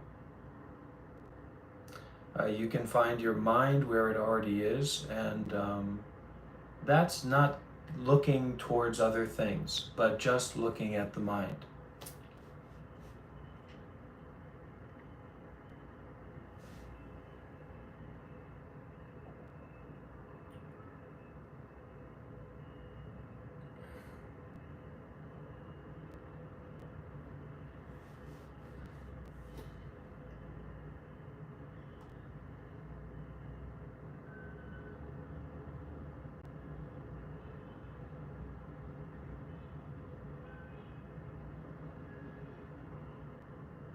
So do it, practice meditation. I'll be here practicing meditation, and if you have any questions or anything comes up, you can ask me.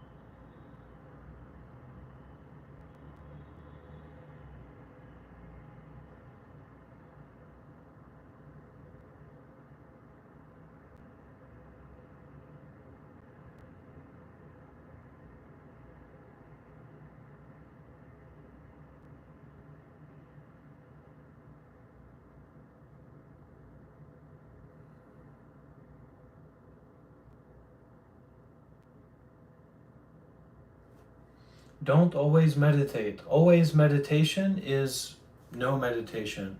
Now meditate. And if you fall asleep, then when you wake up, you can ask me and tell me what happened now.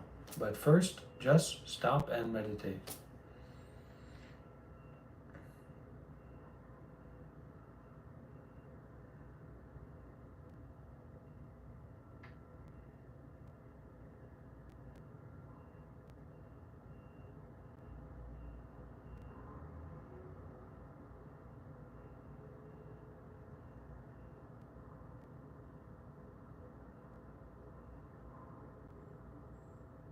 Now, this is basically when you feel the suffering, when you fill up the built up depression, the built up anxiety, the built up uncomfortableness, the built up unsatisfactoriness.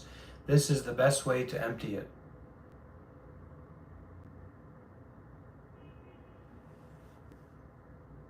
So this is like a Zen meditation or just sitting meditation.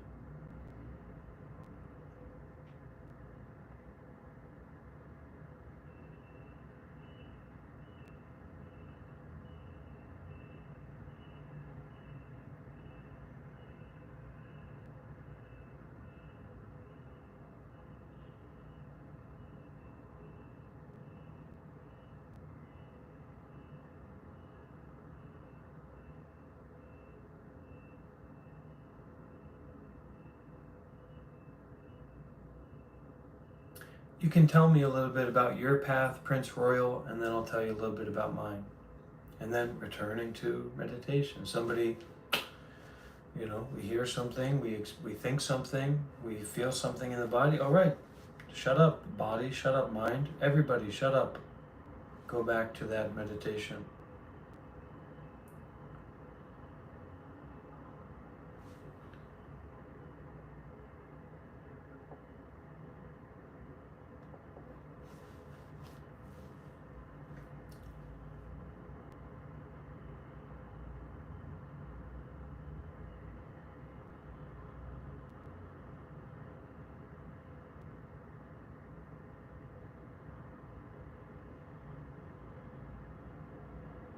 So what do you think about? Think non-thinking. Don't think about anything. And if you think about not thinking. Breathing and thinking about not thinking and just sitting where you're sitting.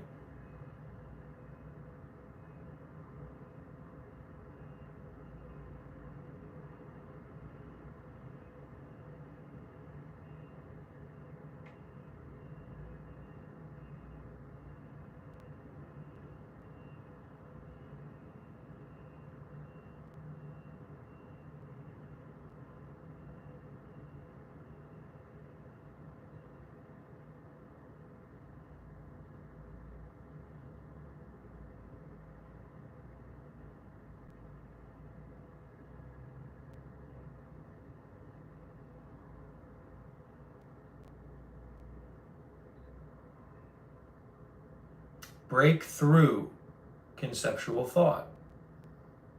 Break through a conceptual framework for what's happening right now. This is the meditation time. This is your monastery. This is my monastery. This is my temple. That's your temple. Take responsibility. And watch out.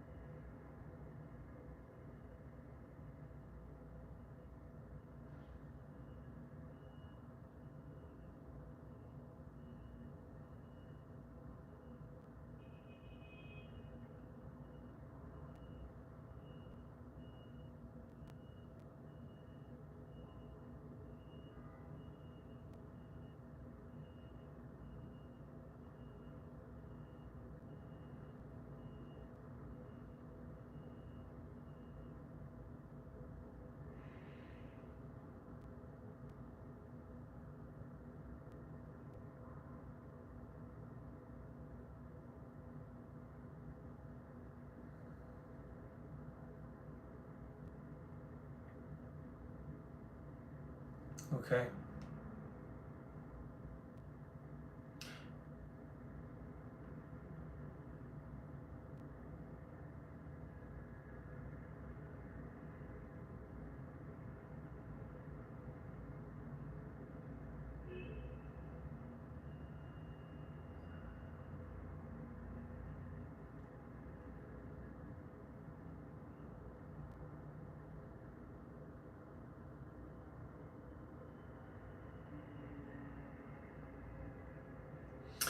One person wants tips for how not to fall asleep, and another person wants tips on how to fall asleep.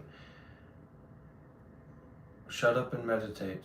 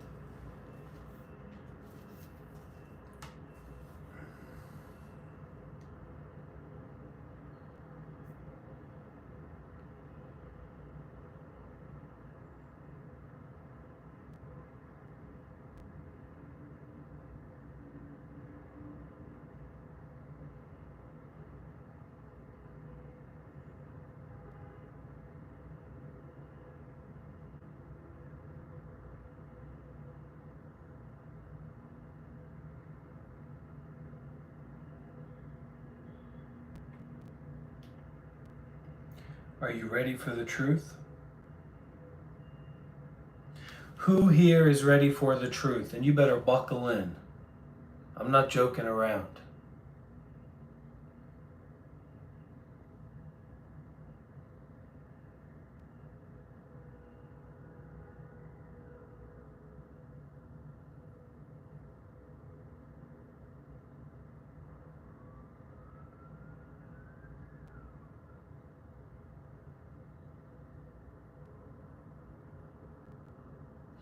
Are you ready for the truth, is what I said.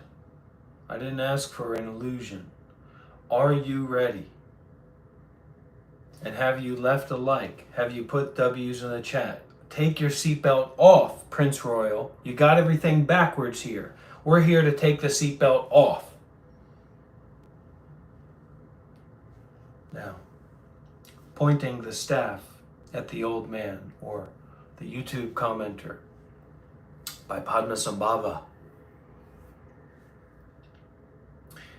While the great master Padma Sambhava was staying in Great Rock Hermitage at Samye, Sherab Gyalpo of Nok, an uneducated 61-year-old man who had the highest faith and strong devotion to the master, served him for 1 year.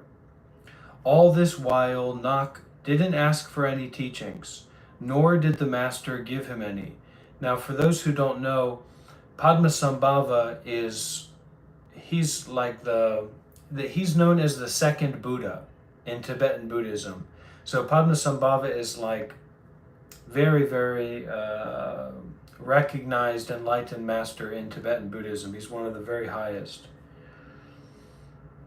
He has many reincarnations and things like that. It's really interesting. So all this while, Nak didn't ask for any teachings, nor did the master give him any. When after a year the master intended to leave, Nak offered a mandala plate on which he placed a flower of 1 ounce of gold. Then he said, "Great master, think of me with kindness. First of all, I am uneducated. Second, my intelligence is small. Third, I am old, so my elements are worn down. I beg you to give a teaching to an old man on the verge of death that is simple to understand, can thoroughly cut through doubt, is easy to realize and apply, has an effective view, and will help me in future lives." So this guy is smart.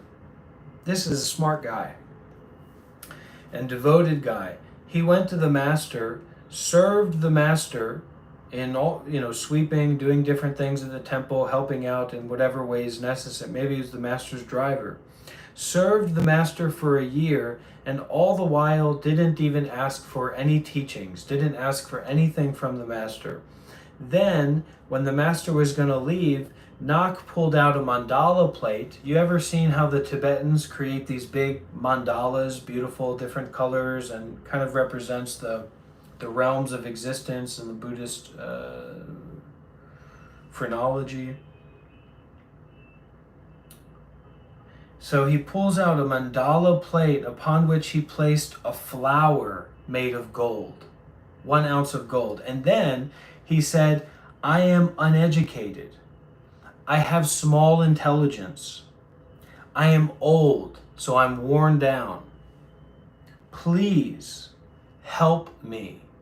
Please give me teachings, give me guidance." This is the smart way to approach a spiritual teacher.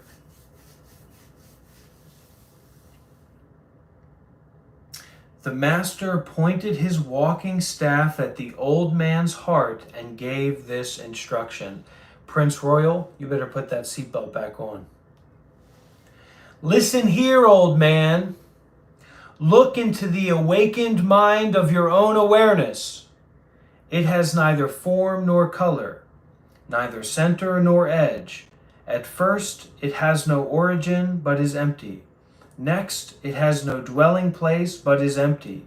At the end, it has no destination, but is empty. This emptiness is not made of anything and is clear and cognizant.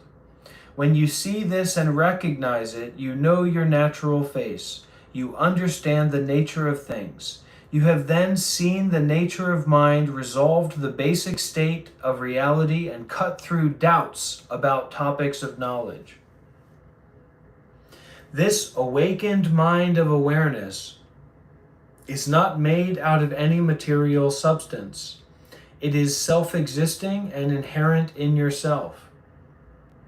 This is the nature of things that is easy to realize because it is not to be sought for elsewhere. This is the nature of mind that does not consist of a concrete perceiver and something perceived to fixate on. Da da da da da da da da da da, waba waba waba waba waba, chimkubaruima. All right? Please, kunjiba, listen closely. This is the nature of mind that does not consist of a concrete perceiver.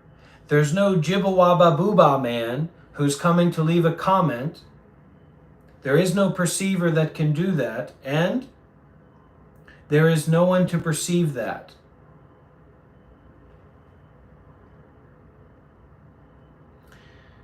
This is the nature of mind that does not consist of a concrete perceiver and something perceived to fixate on. No thing to be perceived and no thing to perceive. It defies the limitations of permanence and annihilation. In it, there is no thing to awaken. The awakened state of enlightenment is your own awareness that is naturally awake. In it, there is no thing that goes to the hells. Awareness is naturally pure. In it, there is no practice to carry out. Its nature is naturally cognizant. This great view of the natural state is present in yourself. Resolve that it is not to be sought for elsewhere. When you understand the view in this way and want to apply it in your experience, then wherever you stay is the mountain retreat of your body. Play it back, rewind. When you understand the view of this nature of mind in which there is no concrete perceiver or something to be perceived, then wherever you stay is the mountain retreat of your body. Whatever external appearance you perceive is a naturally occurring appearance and a naturally empty emptiness. Let it be. Free from mental constructs. Naturally freed appearances become your helpers, and you can practice while taking appearances as the path. Within, whatever moves in your mind, whatever you think, has no essence but is empty. Thought occurrences are naturally freed. When remembering your mind essence, you can take thoughts as the path and the practice is easy. Now listen to this. From my side, this is what I would say. If someone does not understand this and doesn't apply this, then they have no place sharing about or teaching the Dharma. So this is absolute. This is the absolute teaching. This is the ultimate teaching. This is the fundamental teaching of the Buddha. From my side, from my view.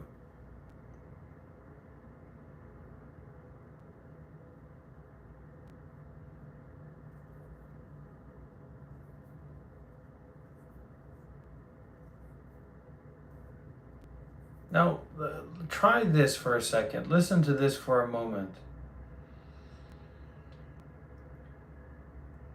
Hey! We've got to be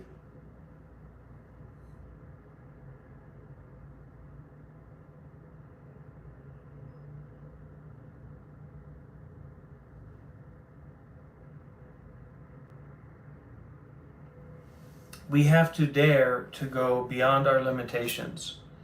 We have to dare to see the transparency and the emptiness of the thoughts that come into our minds.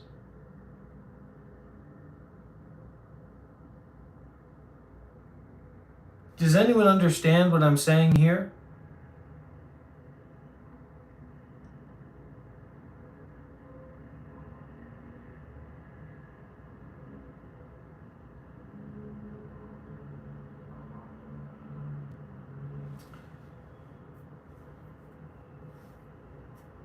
And how did Padma Sambhava, Guru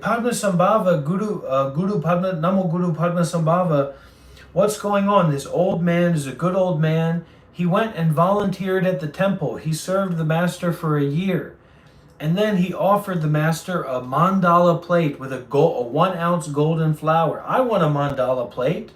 I want a 1 ounce golden flower. Where's my golden flower? Where's your golden flower, right? But anyway, so this old man does that. And then Guru, and he asks for teachings. He says, I'm weak, I'm unintelligent, I'm old. Please give me teachings. And how does Guru Padma Sambhava speak to him? Listen here, old man. Look into the awakened mind of your own awareness. How do I know he yelled? Because there's exclamation points in this text. Be like the old man and be ready to receive the teaching, the yelling, the surprise, the interestingness, the unexplainableness, the unknown of what's in front of you.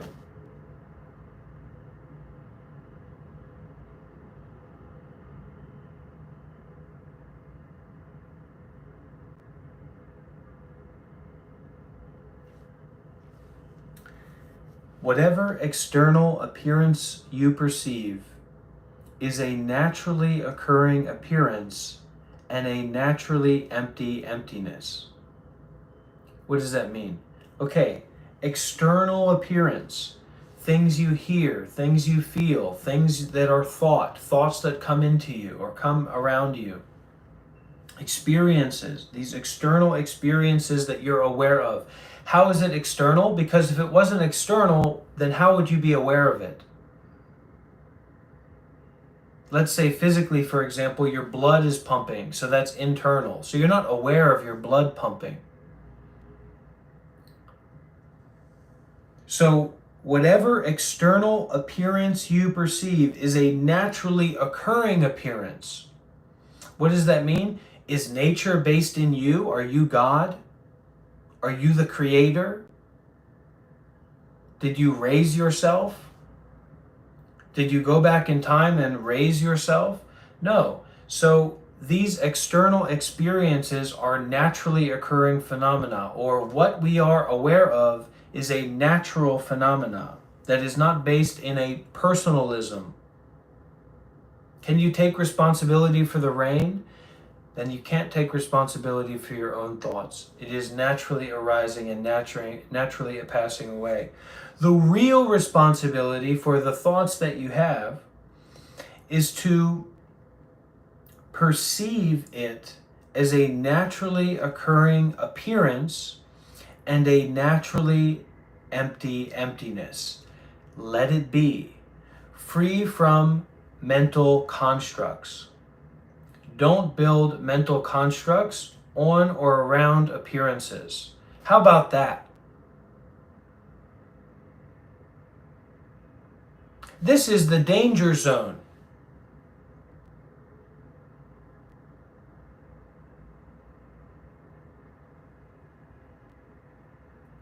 This is the Dharma zone.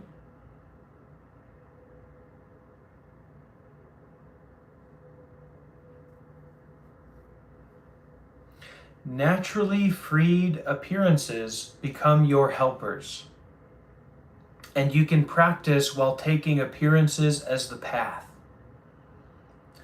Within, whatever moves in your mind, whatever you think, has no essence but is empty. Thought occurrences are naturally freed. When remembering your mind essence, you can take thoughts as the path and the practice is easy. As for the innermost advice, no matter what kind of disturbing emotion you feel, look into the emotion and it tracelessly subsides. The disturbing emotion is thus naturally freed. This is simple to practice. When you practice in this way, your meditation training is not confined to sessions. When you know that everything is a helper, your meditation experience is unchanging. The innate nature is unceasing and your conduct is unshackled. Wherever you stay, you are never apart from the innate nature.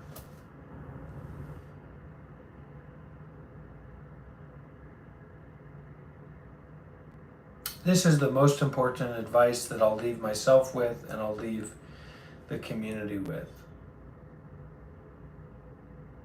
The innermost advice. No matter what kind of disturbing emotion you feel, stop so that you can look, but look into the emotion and it tracelessly subsides. So when we feel a disturbing emotion, when we feel a disturbing sense of suffering, okay, look into it. Don't try to avoid it. Don't try to distract yourself. Stand up, sit down, lay down, walk, and look into that emotion. It will tracelessly subside. The disturbing emotion will then become naturally freed. This is simple to practice.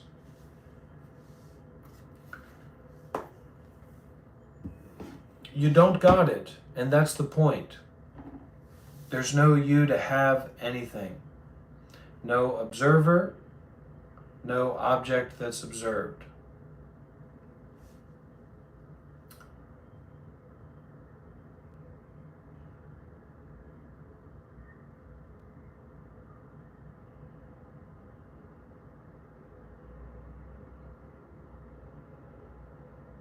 You don't have to go beyond anything. Dualities and everything perceived is already empty. You going beyond something means that that thing has a substance in itself. The substance of that thing, of anything, is empty already. So you see how you want to approach your practice path and your lifestyle.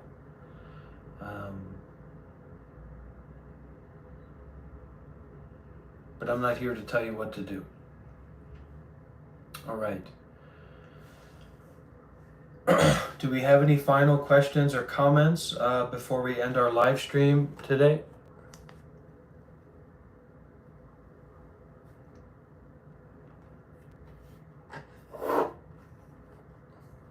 And don't be shy. If you're gonna give me the bad news, give it to me now. If you've got something to say, come ahead and say it.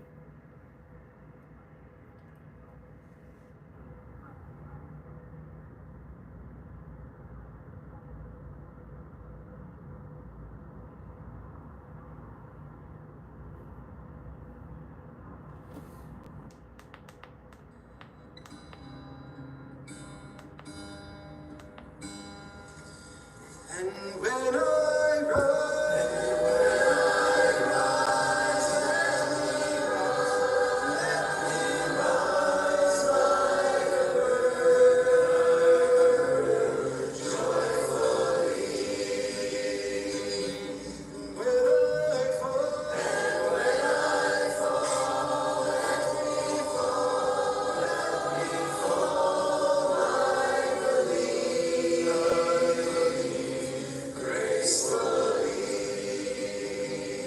His robe and bowl. What else? He doesn't have anything else to give. Journey to nowhere, friends. When I sit, let me sit like a stone, like a tree.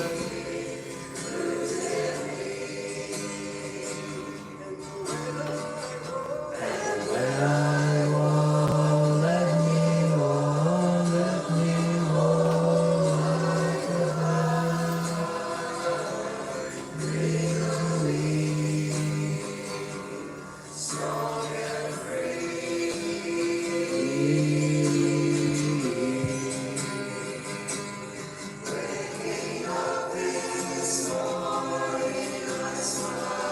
That's something you can try when you wake up in the morning. Start smiling. I know waking up is hard sometimes.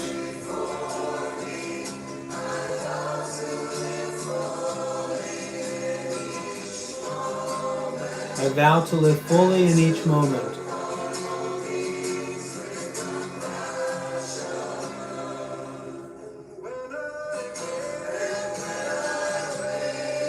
Let me wait, let me wait.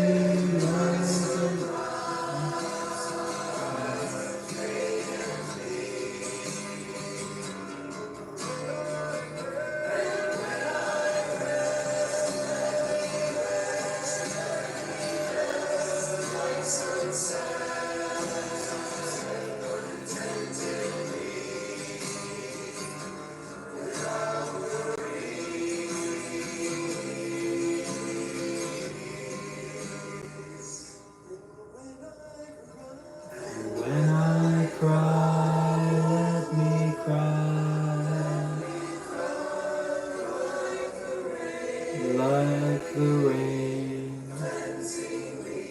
cleansingly,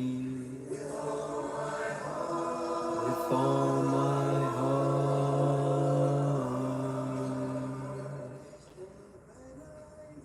And when I dream, let me dream like a cloud, vividly like a cloud, in my true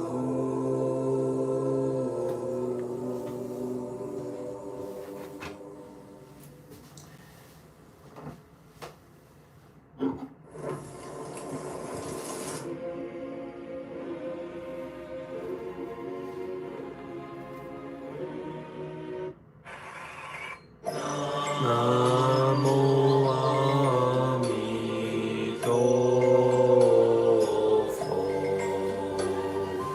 Namo Amito-fo. Okay, goodbye for now, everyone.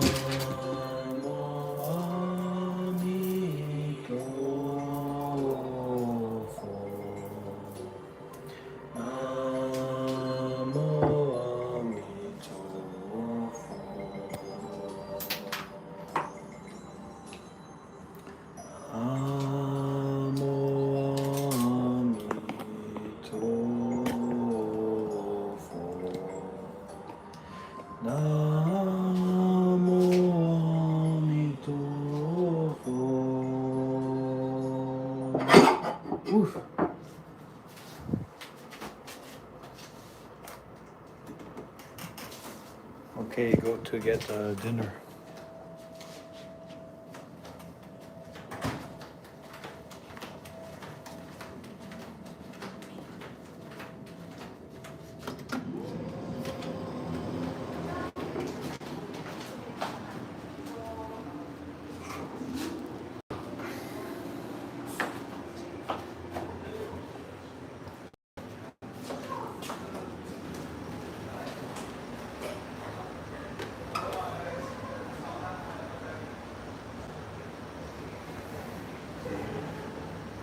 Hello, coffee.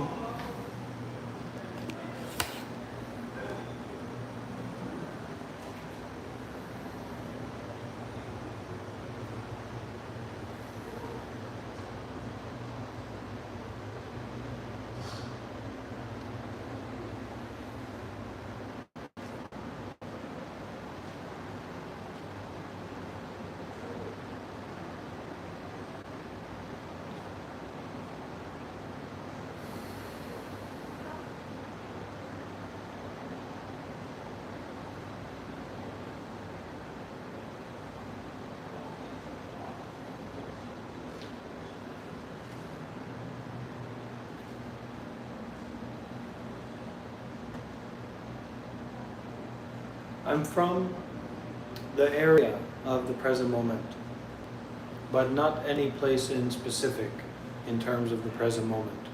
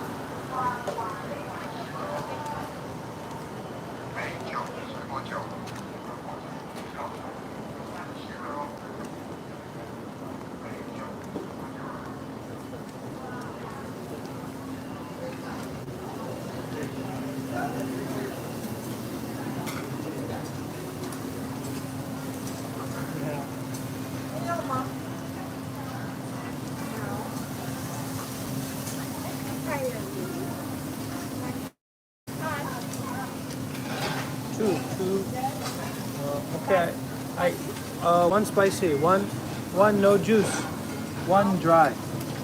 One dry, one spicy. What dry? Dry, not many juice. Oh, yeah. Yeah. Take out or I'll eat here.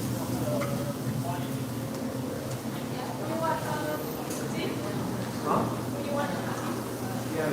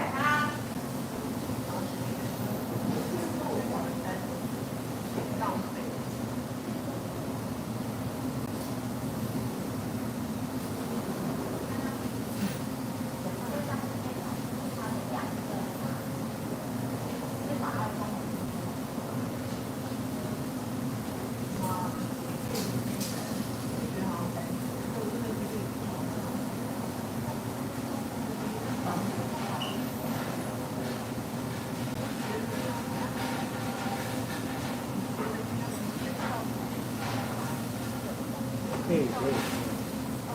it's the what goes Yeah. it's the this also. Okay. Do you want kimchi? No kimchi. This one is the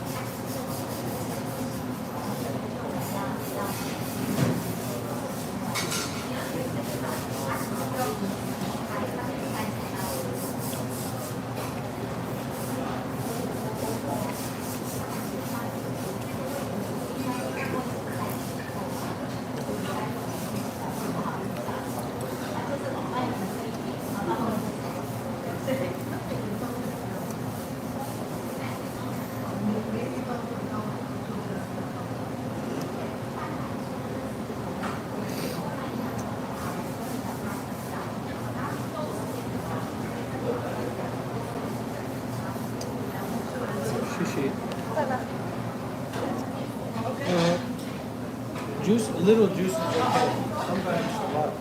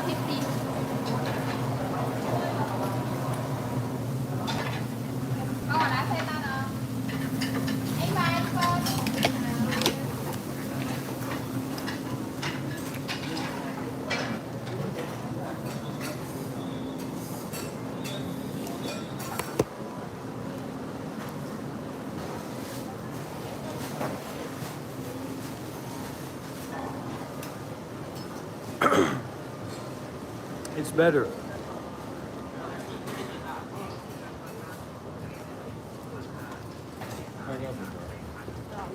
If you can reduce the sugar consumption, but especially not to eat meat, is better.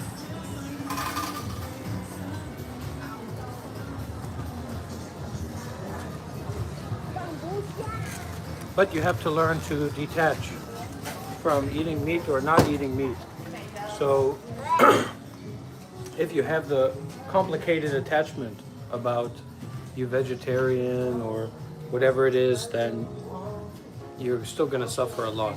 So the main issue is the attachment brought on by suffering.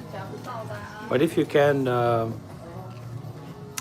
be skillful not to attach, that is better.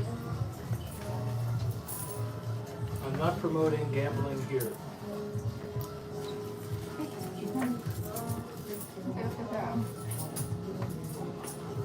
边被黏住了，黑色的。黑色的。哦，那我要掉下来吗？哎，它有没有？好的。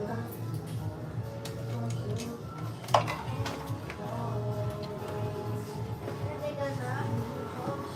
妈妈夹这个。妈妈夹这个。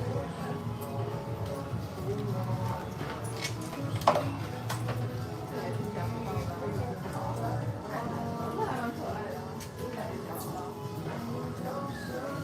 妈妈，这个不可能。它被这只鸭子。呀，这个我想要。呀，这个我想要。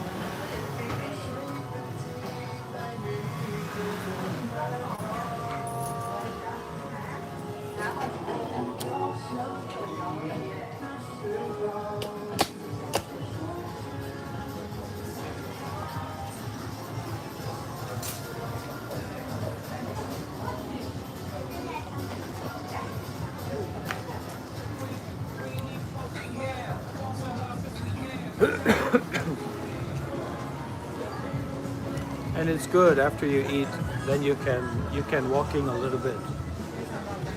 It's better.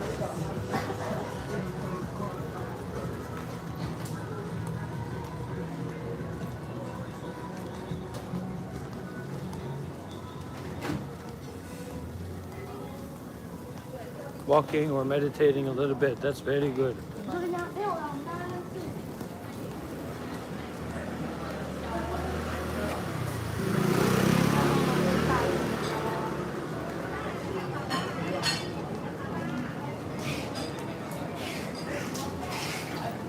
Because the eating process is actually very, there's a lot of attachment that can come in that.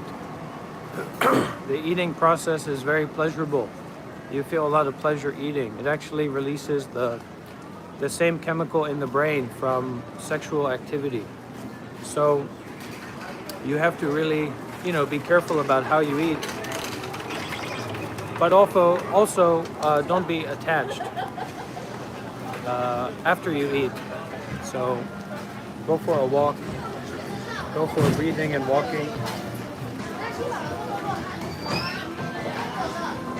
so that you can detach from your desire.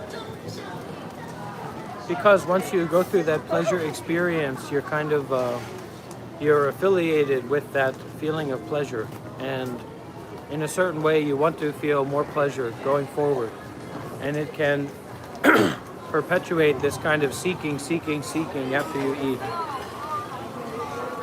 So don't seek, just walk, just to breathe, just go beyond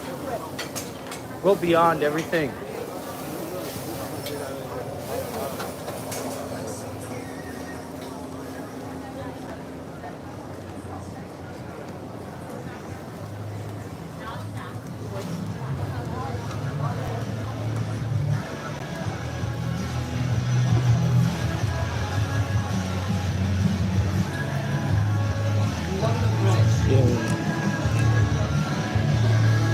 Small 100. 100, okay. $100, no problem, right?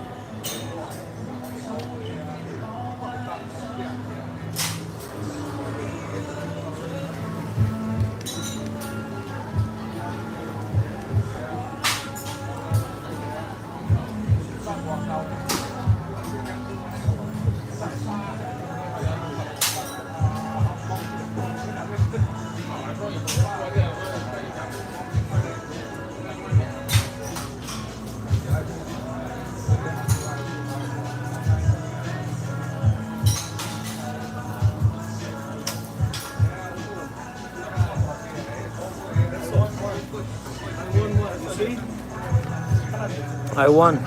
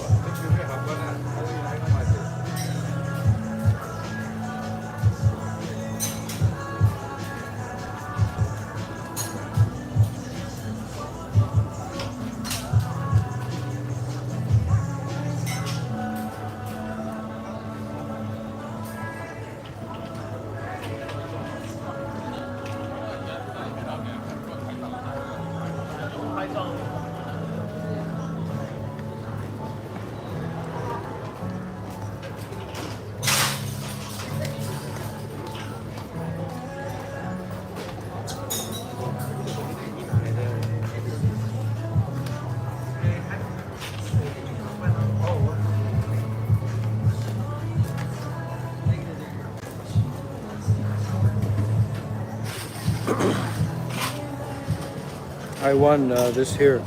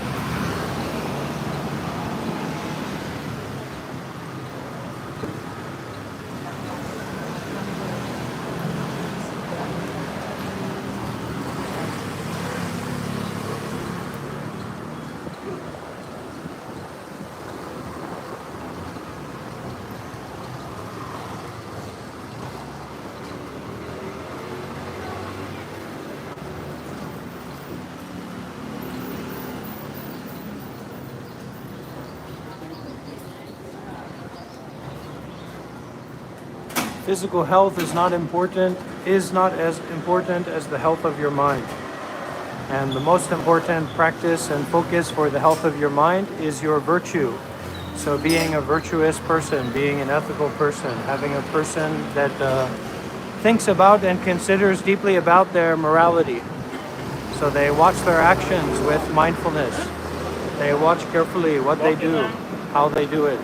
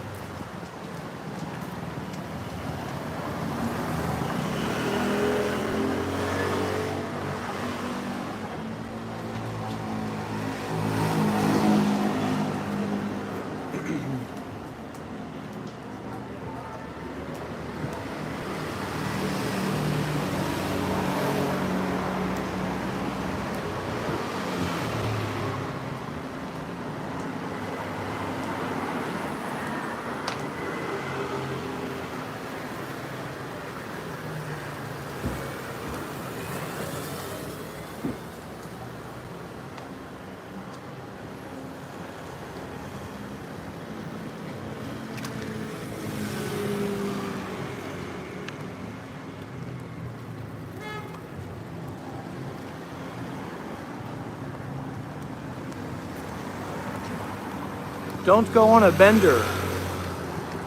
Go on a beer.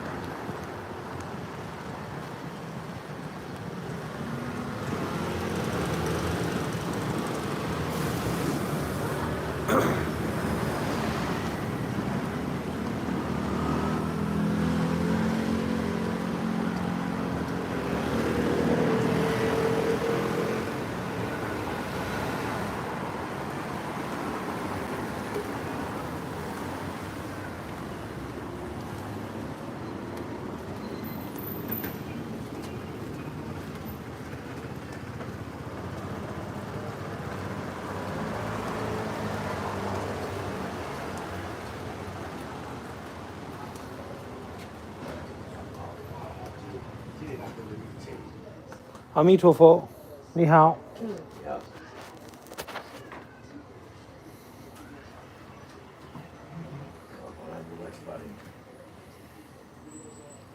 你要买茶壶吗？ Oh, 嗯， beauty. Live stream.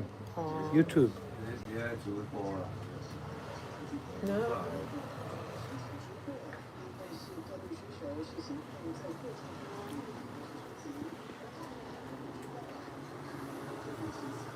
Oh, pork chop? Can I? Pork chop?